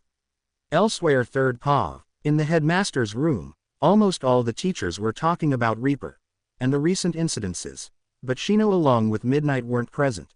Former was with Izuku while latter was with the big four of Ua, explaining them about the Reaper situation. Nezu. Any updates since we had left to deal with Reaper? Smentos. The reporter incident from 2 days ago has been dealt with. Police found evidence that one of the reporters had a quirk that allowed him to breach the main gate. Vlad. That explains how they were able to pass through our main gate. Smentos. Yes. According to the information, he was actually a shady reporter deeply in debt. And he hoped to bribe any news station with pictures of All Might and was using the reporters as a cover. Hoping to get them distract us while he himself intended to wander off for a lucky picture. But he didn't account that campus security would respond so quickly. We found evidence in his phone and Detective Tsukauchi confirmed it with his lie detector quirk. Nezu. I see. Then this problem is dealt with. Still we need to improve the security. It seems like our walls need some additional detection system. Ectoplasm. Yes. That said, what should we do about Reaper? Vlad. I can't trust him. Nezu. For the time being, it seems like he is willing to work with us. Vlad. But that's purely because we have his sister and friend with us. What happens if they decide to leave school or something else? Our current partnership is completely superficial. Not to mention he already seems annoyed to be working with it. Nezu. What do you think Aizawa? Aizawa. The biggest problem here is that we have no real way to contain him. For some reason my quirk won't work on him. Nor we have the firepower to deal with him. He nearly killed All Might and there is the Hawks situation. He killed him regardless despite believing that he wasn't responsible for the fight. The best we got here is keeping an eye on him. Mike. But can we though? He seems to be liking his secrets. Trying to dig into them will only make things worse. Vlad. And good luck explaining this to the media. Once they find out, it will be a scandal. Hound Dog. What about Sosaki? She admitted that she had been working with him. Aizawa. It is not very uncommon for heroes to sometimes work with vigilantes. I did that once, worked with Vigilante Crawler. However, he was just a kid who was fed up with lack of security, not a mass murderer with a kill count of 4, possible 5, digits. The whole world is targeting Reaper. For Sosaki to be willing to work with him is highly illogical. Vlad. She certainly lost our trust. What are the odds of her revealing our secret conversations to Reaper with her quirk? Nezu. There isn't. And I understand your frustrations. But I will not fire her. As of right now, she is the only one in this school that Reaper seems to trust, and I am not willing to do anything that will disrupt that relationship. Nezu. Then all we can do for now is watch him. Mike. Then what will we do? Vlad. I am gonna say that since Reaper is too fond of his private life, it is only fair for us to do the same. Nezu. Sadly that's fair. But I will inform him if a situation of maximum importance arises. There is no denying of his combat capabilities and they will be proven useful for sure. Aizawa. Sadly yes. Elsewhere. Arriving to the school with Shino, Miss Himura greeted us in surprise. Fuyumi. Mr. Sung. Miss Sosaki. Shino. Hi Ms. Himura, we were here to drop off Eri and Kota. Fuyumi. Oh I see. Okay, but is everything okay? Izuku. If you were wondering about why pro heroes were here back then, it is fine now. Shino. It is, no need to worry. Fuyumi. Very well. I will inform the principal. Let me take the kids to the classroom. Izuku. That will be much appreciated. Thank you. With that we left kindergarten. We returned to the school quickly. There I was met with Eraserhead. Shino was also with me. Izuku. And exactly why are you greeting me like this? Aizawa. Headmaster wants you to participate. Class activates with the rest of the first years as a means of cooperation. Izuku. If you are expecting me to act like a student here, I would say you are delusional. Aizawa. We are not, but perhaps you would like to help your family in regards to their growth as heroes. Izuku. I suppose there isn't really a better time for me to help them train. Very well, I will observe them while training. Later, when Izuku stood inside the training ground, he just stared at the students in their hero outfits. While the boys had regular to really weird-looking outfits, almost all the girls had really sexy and skimpy ones. Izuku was especially paying attention to Izumi's and Katsumi's hero suits. Izumi. So Oni-chan, how do we look? Izuku. Are those your hero suits? Izumi. Aunt Mitsuki helped us prepare them. Then Midnight Sensei approved. Katsumi. You like what you see, Iken? Katsumi said with a blush and a smirk. Izuku didn't comment on it. Before he could say anything, Midnight approached them. With her there were 4 students in their hero suits. A blonde-haired man with a cheerful attitude, black-haired guy with a hood and a depressed expression, a red-haired girl with blue eyes, and a girl with periwinkle blue hair. Girls also had skimpy hero suits. Mineta was especially eyeing them. When they arrived, both girls blushed upon looking at Izuku. Izuku. And they are. Midnight. Gather up, class. These people are the Big Four of UA. Momo. Big Four. Kayama. It means that they are the 4 strongest hero students of the university. Please introduce yourselves. Hi everyone, nice to meet you. I am Mirio Togoda. Let's get along. Pointing at the other guy, and this is Tamaki Amajiki. Question mark, question mark, question mark. 2. I am Najire Hato. Nice to meet you. And upon saying that, she immediately approached to the students, asking them many questions.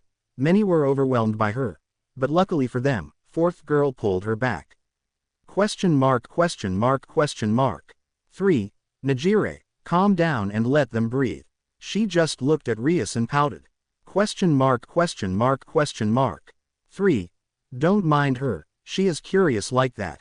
I am Rias Gramori. Nice to meet all of you. Hearing this, Izuku paused. Izuku.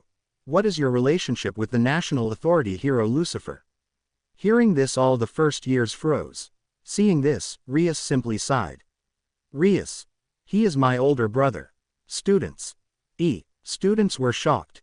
Izumi immediately beamed with joy and excitement. Izumi. What kind of quirk do you have?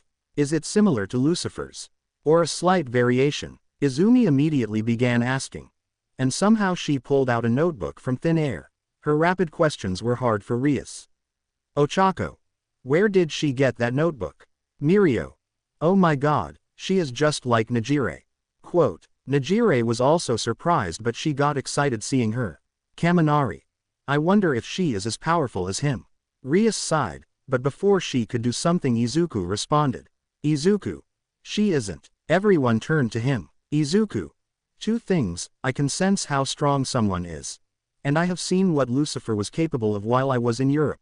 From what I am sensing, she is powerful on her own right, but she is an insect compared to him. Rias was surprised hearing that. That was possibly the first time someone made such a comment, but she thought about it. Rias. And exactly when did you see my brother in action? Nimari. Guys, remember what I told about Reaper, that's him. Suddenly all the 3rd years were shocked as they looked at him. Students. You are the Reaper. Suddenly Najire began to pout as she was staring at Reaper. Her expression was mixed with anger and worry. Izuku. Why are you staring at me like that? Nimari. You see Midoriya, her mentor was Yukio. Izuku. Who is Shino? Among the heroes that got hospitalized 2 days ago. Izuku. Oh, for fuck's sake, you too. Shino. To be honest, she got lucky with her injuries. Izuku. Which one was she anyways? Shino. The one that can turn into a dragon. Izuku. Don't remember. Nimari. Right, anyways, Hato, we know that you were close to Yukio, but you need to understand, these things happen. She was still pouting. But then she sighed in defeat. Najire. I knew, she whined. Then she pouted. Najire. But I am just worried for her. Izuku just sighed. Izuku. Look, if I heal her, would you be civil? Najire. You can. Nimari. I don't think her injury is that bad, but I believe he can. Izuku. I already have Lyra waiting for an excuse to attack me for crippling his brother, I don't need another person. Lita. It is Lita. Izuku. Whatever. Najire. You really can. Izuku. I can. I already showed them that. Or would you also prefer a demonstration? Najire. No, it is okay, if you can heal Yukio, thanks. She said, sounding more cheerful. Izuku. You are taking this a lot better than Dura here. Lita. It is Lita, for God's sake. Izumi and Katsumi just sweat dropped. Shino just sighed. Shino. Ignore that, he is bad at names, or at least when he isn't trying. Nimari. Well, anyways, now that you are all here, we will squish a training exercise today. Izuku. Really? And exactly what do you intend to do? Aizawa. We were hoping you could spar with them. Izuku. For what purpose? Aizawa. Against someone like you, they should be okay going all out. It could help us with their assessments. Izuku. Very well, Ajira. This is gonna be fun. And upon hearing that, Izuku just smirked. Then he ordered Forger to dig a rig around them to make the edge of their fighting area. Izuku's paw. The students lined up ready to attack me. The Four Eyes wasn't patient to begin with. And I understood that. He first charged at me without a plan. Halfway on his way, I saw the engines on his legs release bluish energy and he rushed at me in full speed. While it was fast for average heroes, thanks to my senses, I could see it in slow motion. I chuckled and let him hit me. When the kick landed on my face, I was just standing there still. My head wasn't even moving. He fell back while holding his leg in pain. I just looked down at him. Looking up, I saw everyone looking at us in shock. I just grabbed the guy and tossed him outside the ring. Izuku. I will give you time to prepare a plan. As you can see, I have no issue taking you at your full power. Then I saw them turn to each other and start talking about a plan. After about 25 minutes, I saw them look at me more confidently. I just chuckled and waited for them. After that, some of the students circled me. More like these were the students with close combat specialities, while the students with long-range capabilities were outside the said circle. Yaoyorozu was among them. So was Izumi. Katsumi, on the other hand, was within the close combat group. Shikarisima and Tetsu charged at me first. They were being followed by the other students. Honestly, they seemed really enthusiastic with their plan, so I let them play out a bit. Katsumi rushed at me first with high speed. At least high for her. Then she sent an explosion straight to my face. But of course dodged it. As I did, Karisima and Tetsu attacked from other directions at the same time. I grabbed both of their attacks. As I did, Katsumi span around and tried to hit me again. I pushed the two away and defended myself from Katsumi. But at the same time, I saw Najire from the corner of my eye. She was floating in the sky and aiming at me. She sent a wave of energy blast at me. I jumped back to dodge it. As I did, Katsumi moved out of the way for Izumi to blast me with white light, but she looked uncomfortable while doing so.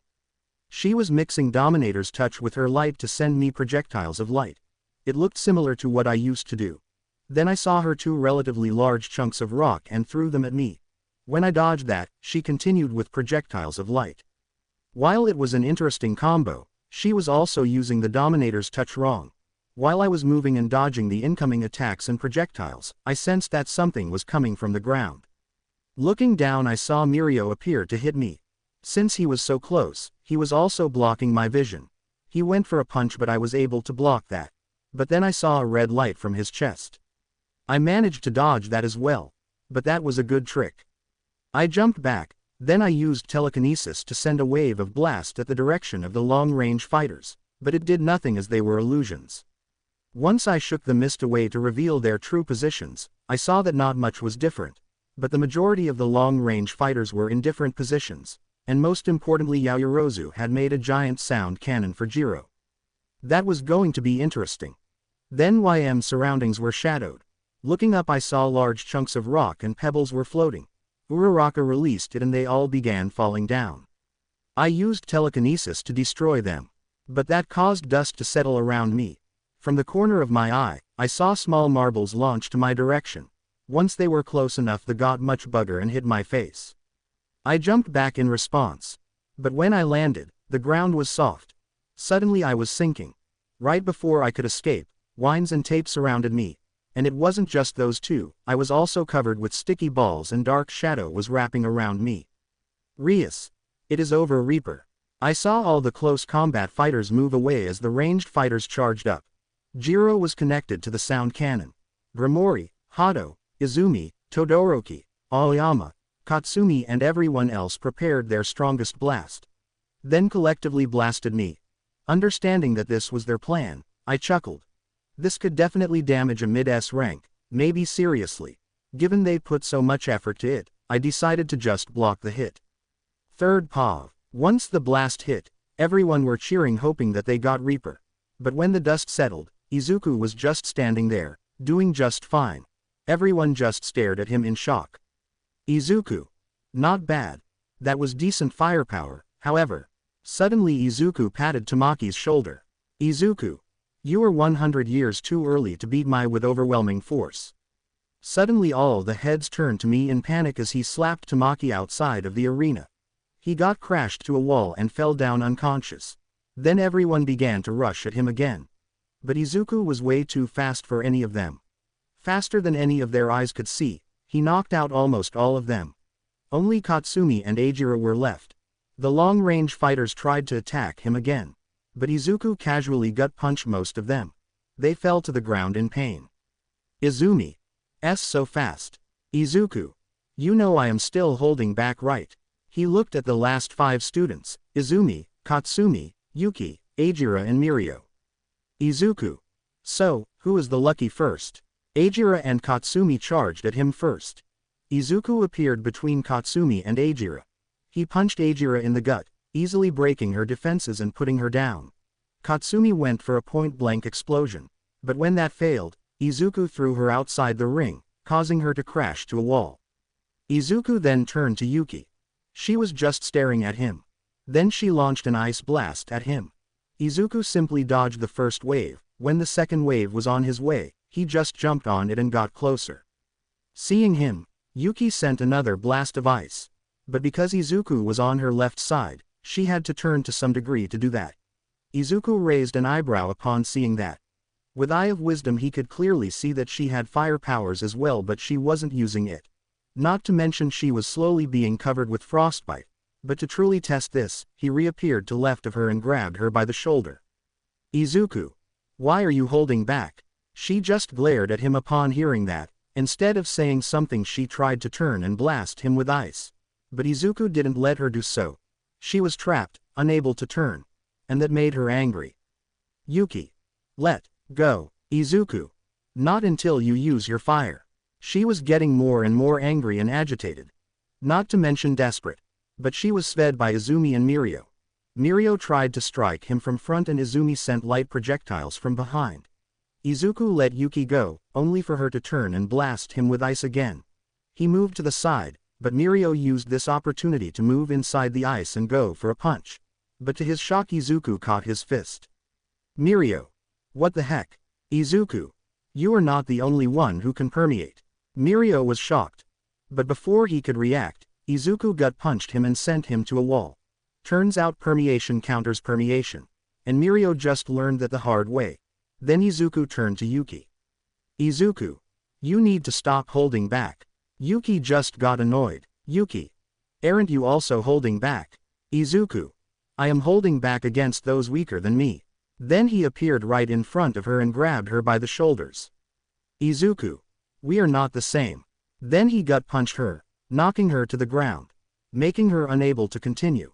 That only left Izumi. She was nervous as she realized that she was the last man standing. Izuku. Don't worry, Mia. No rush. Hit me with what you got. Izuku reassured her, partially wanting to see how she would use her quirks alone. Seeing this, Izumi just charged OFA up around her arms and legs, then charged at him. Once punch was landed, Izuku didn't even move. He was just standing there like nothing happened. Then he grabbed her and slammed her to the ground. Gently but hard enough for her to cough up air. Izuku. I will take that as my victory. Minutes later, all of the students were either laying on the ground or on their knees, holding their stomachs. And they were all collectively moaning or groaning in pain. Standing tall, Izuku just yawned as he was looking around. The gym was in ruins. Chunks of ice were everywhere. And so were some shells, rubble, and more damaged items. Izuku just chuckled, but he got an idea on what they were able to do. Mina. OOWWW, it hurts. Aizawa. You guys lasted longer than I expected. Shino. Honestly, you could have go a bit easy on them. Izuku. I used Phantom once, and didn't use my daggers or my shadow powers. I cannot go easier on them than this. But I have an idea on what you are capable of, as well as what you are lacking. Once they were done resting, Izuku called out to them. Izuku. Mia, Sumi, come here. They approached in confusion. Izuku. I will be blunt. Sumi, you are using your quirk inefficiently. Mia, you are using telekinesis straight up incorrectly. Hearing this, they were both surprised. Izuku. I will start with you, Sumi. Tell me this, when a grenade explodes, what do you think kills the person? Katsumi. The explosion isn't it. Hearing this, Izuku actually chuckled. Izuku.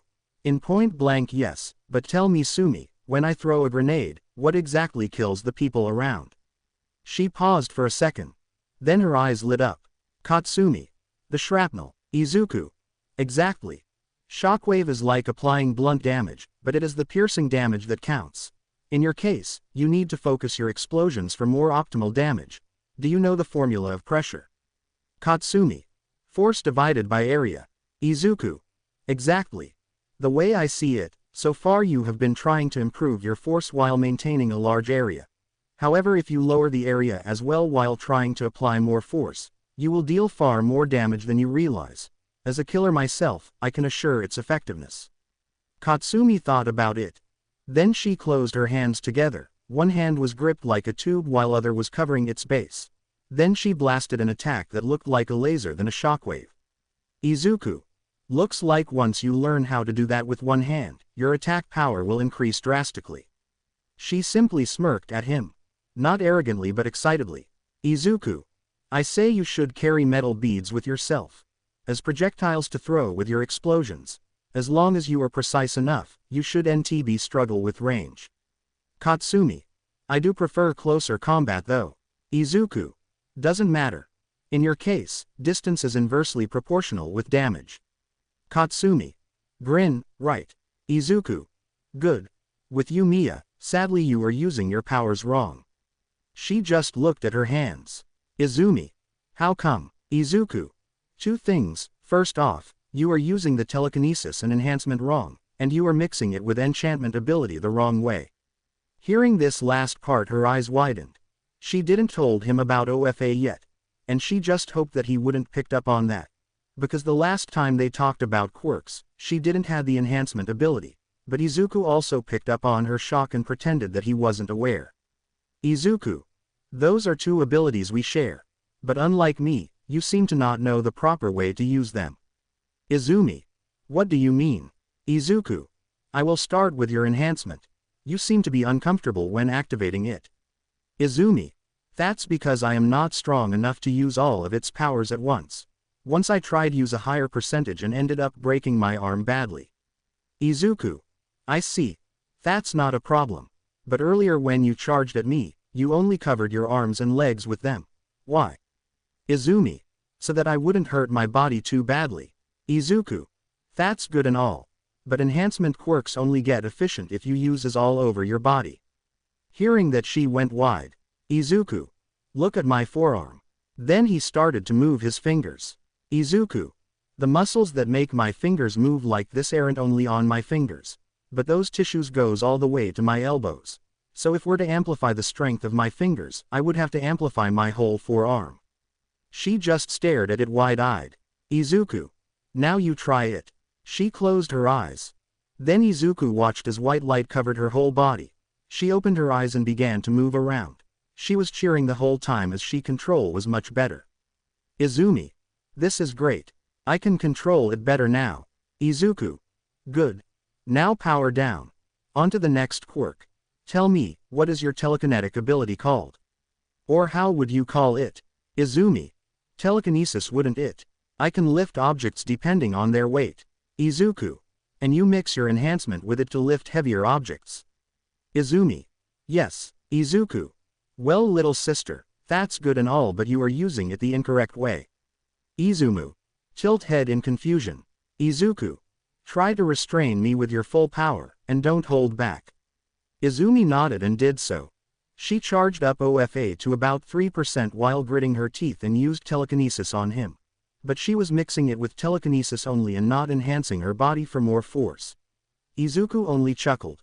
Then he activated Ruler's authority and broke free of it instantly. That pushed Izumi back and caused her to fall backwards. But Izuku caught her with Ruler's authority. Izumi tried to break free but she failed miserably. Then Izuku let her go. Izumi. How did you? Izuku. Tell me, you can only control 2 objects at a time regardless of their weight as long as they are light enough. Izumi. Why yeah, do you also? Izuku. Dominator's touch. That's what I call the base level of my telekinesis. It is what I used to have, and it is what you also have. The reason why you can only lift 2 objects is because it behaves like a set of invisible arms. And as for why you can lift up to a certain weight is because those invisible arms are only as strong as you are. Her eyes went wide. Izumi. That means. Izuku. Come here. She did so. Izuku just grabbed her and spooned her from behind. She yelped when he did that. She was also blushing. Other girls saw that and instantly blushed as well. He then grabbed her hands. Izumi. You Oni-chan. Izuku. Just focus, he said gently to her ears. That caused Izumi to blush even harder. Izumi. Oh Oni-chan. Why you can't just grab a woman like that? Izuku. You are my sister, aren't you? Izumi. Still. Shino just facepalmed in embarrassment. Shino. Sorry for him, he can be like that. Izuku. Like what? Everyone just stared at him, sweat dropped. Boys were crying in jealousy, family or not. For him to spoon the prettiest girl in the class like that was too much for most of them. Shino. He is dense. Nimuri. We can see that. Izuku. Focus on my voice and instructions. She just nodded with a blush and closed her eyes. Izuku. Activate your enhancement first. Izumi did so. OFA activated at a small percentage, and this time all around her body. Izuku. Good. Before activating your telekinesis, imagine a pair of invisible arms digging the ground. Only then use your telekinesis. Izumi did so. Focusing on that, she lifted a chunk of the ground. Everyone were shocked to see how big it was compared to before. Especially Katsumi. Izumi was quite literally having a massive breakthrough of her abilities. When Izumi opened her eyes, she almost dropped the boulder she was lifting due to pure shock. Izumi. Later she dropped the rock as she stared back at Izuku. Izuku. See what I mean? I am sure you weren't able to do that before. Izumi. Why yeah, I wasn't. Then she beamed with joy and jumped up to hug Izuku. Izumi. Thank you so much, Oni-chan. Izuku was taken aback, but he patted her head gently. Izuku. Yeah, no problem. Once that was done, he turned to the other students. Izuku. I have an idea on how to improve all of your quirks as well, if you are willing to listen. Some people nodded, some had mixed opinions. Others like Lita were still suspicious of him. Lita was still resenting him, but decided to keep things civil. That was because, first, the teachers told him to do. Second, he was good friends with Izumi, and given how her personality was, starting trouble would only make it worse for her. And third, he quickly realized that he was no way strong enough to do anything to Reaper, especially after hearing that he defeated All Might himself. After giving some more advice to the students, they began to talk about the future schedule. Izuku. So what is after this training? Nimuri. Other than lunch we got hero training. Shino. Soon we will head to an off-the-campus facility called the USJ.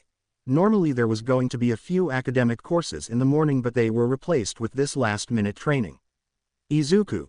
What is this facility for? It is a rescue operations training facility. Due to its size, it was built outside the campus. I am mostly in charge of the place as the new rescue hero teacher. Izuku. I see. It seems like you will be busy. Katsumi. What will you do? Izuku. For starters, I am going to heal Rita's brother. Izumi. You mean Lita. Izuku. Right. Frankly, I don't wish to listen to him bitching about it for the foreseeable future. This is the closest route for that. Izumi thought about that. Especially her conversation with All Might before the exercise. Flashback. Izumi. All Might, can we talk? Given how enthusiastic yet nervous she sounded, All Might decided to listen before heading to the meeting with the teachers. All Might. Sure thing, young Izumi. Izumi. I think I found a way to heal your injury, but we need to reveal it to Oni-chan. Would you be okay with that? All Might. Young Izumi, it is sweet that you are trying, but don't bother with it. Izumi. Why not? Oni-chan even demonstrated it on himself. All Might. If you are talking about his potions, then yeah, it won't work. Katsumi. You know. All Might. Yeah, about that, he knows about my injury in small form. Hearing this, both Katsumi and Izumi was shocked. Izumi. What? Katsumi. You told him about it? All Might. Not really, he discovered it himself, so to speak. Not to mention he beat me up until I shrank down. Katsumi. Izumi. Sorry about that. All Might. You don't need to apologize about that. It was business. Yesterday, when you two left to inform your classmates, he offered to heal me with his potion. Sadly, didn't work. Izumi. But he was able to heal his hand. Katsumi. He even assured Four Eyes that it would work. All Might. Oh no, I believe it would work on Ingenium. It is a me problem. Katsumi. What do you mean? All Might. Long story short, after the potion failed, Reaper insisted that it should have worked. So he checked my injury himself. Turns out, and we didn't know about it either, something is actively preventing my wounds from healing. That shocked the two girls. Izumi. Really? Katsumi. Like what was? All Might. He said something about a curse. We didn't talk much about it after that, but he is investigating. Izumi. So he can heal you in the future. All Might. Probably. Anyways, but I am not too concerned about it. Once you two become full-fledged heroes, it won't matter. Katsumi. Speaking of, how is your time limit? We didn't see you buff up all day. All Might. Honestly, it is bad. My time limit got dropped to 1 hour a day. Should NT have defended Endeavor back then? Izumi. Oh, sorry. All Might. No problem. Anyways, I gotta go. There is a meeting right now. Talk to you later, girls. Flashback ends. Izumi. I see. Hopefully, it will work. Lita-kun is strict, but he means well. I don't want him to hate you. Katsumi. Or is at this point. Izuku. I see your concerns. I will do what I can. Anyways, I see you later. Izumi. You are leaving now. Izuku. Yeah. Sooner I do the better. For a moment Izumi and Katsumi looked sad. They wanted to spend more time with him. Izuku. Don't worry, I will be here for the next 3 years. I am not going anywhere. Hearing this they both smiled. Especially Izumi. Izumi. Alright then, I see you later, Oni-chan. Izuku. See you later, girls. Katsumi. Bye, Iken. With that Izuku left. Izuku's paw. Before I leave, I assigned shadow soldiers for both Izumi and Katsumi. Then I left for the hospital that the Ingenium was in. It wasn't far away, at least for me. Once inside, I saw Ingenium laying on the bed simply sleeping. Staring at him, I got closer. Then I pulled out a healing potion. This time I made sure it was a large one. Given the man's condition, it would only suffice. In my invisible form, I grabbed the man and gently lifted him up. Opening the bottle, I fed Ingenium with the potion. Moments later, the man began to heal. Izuku. His health must be just above the threshold. He is lucky with this one. I suppose I can heal Yukio later. I went to the rooftop to leave. But when I did, I got a message. Looking at my phone, I noticed that it was from Jiren. Izuku. Have you found a lead? Jiren. I have. Not much. But it is something. It is a warehouse. I am not sure what it is used for, but multiple groups were seen there talking about buying superpower. I thought if that was a code for quirk exchange, or even a runestone exchange. Either way it was worth checking out. Then he told me about the address. It was far away, but I should be able to get there with my speed. Still, I thought about going to the USJ instead. Watching them do rescue operations could be interesting. But I wasn't a rescue guy. And if this leads me to AFO, it would have been better for Izumi in the future. So I decided to check it out instead. So I left to investigate the warehouse. Meanwhile, third POV, first year classes prepared to board the bus. Lita. Everyone, please sit in order with your class numbers. Jiro. Sorry Lita, but that's not a bus like that. Before you enter, there are a few more people we would like to introduce you to today. Then two people arrived. First was a girl with pink hair and yellow cross-shaped eyes. SHJE wore a black tank top with black pants and gloves. She also had steampunk goggles. She was covered in dust and oil due to all the mechanical work, but she looked really enthusiastic about being there. Second was a voluptuous blonde girl with blue eyes. She had glasses and wavy hair. She was wearing a wild shirt underneath a white lab coat. Her shirt was mostly unbuttoned and tied on her breasts, showing off her midriff and cleavage. Underneath that she wore a short black office skirt with black stocking and black high heels. She just waved at Izumi and Katsumi. Izumi waved back. These are Mei Hatsume and Melissa Shield from support course. They will be inspecting your performance during the rescue training for further research. Melissa. Hi everyone, pleased to meet you all. Mei. I can't wait to get new ideas for my babies. Students. Melissa. She means her inventions. Izumi. Hi Melissa-san. Melissa. Hey Izumi, Katsumi, are you ready for the exercise? Izumi. We are. Katsumi. Speaking of, I could use some upgrades for my gauntlets. Melissa. I see, well after the training. Aizawa. Everyone get on board. With that they boarded the bus. To be continued. I hope you guys enjoyed this video and make sure to like and subscribe to the channel. Now we will see you in the next video.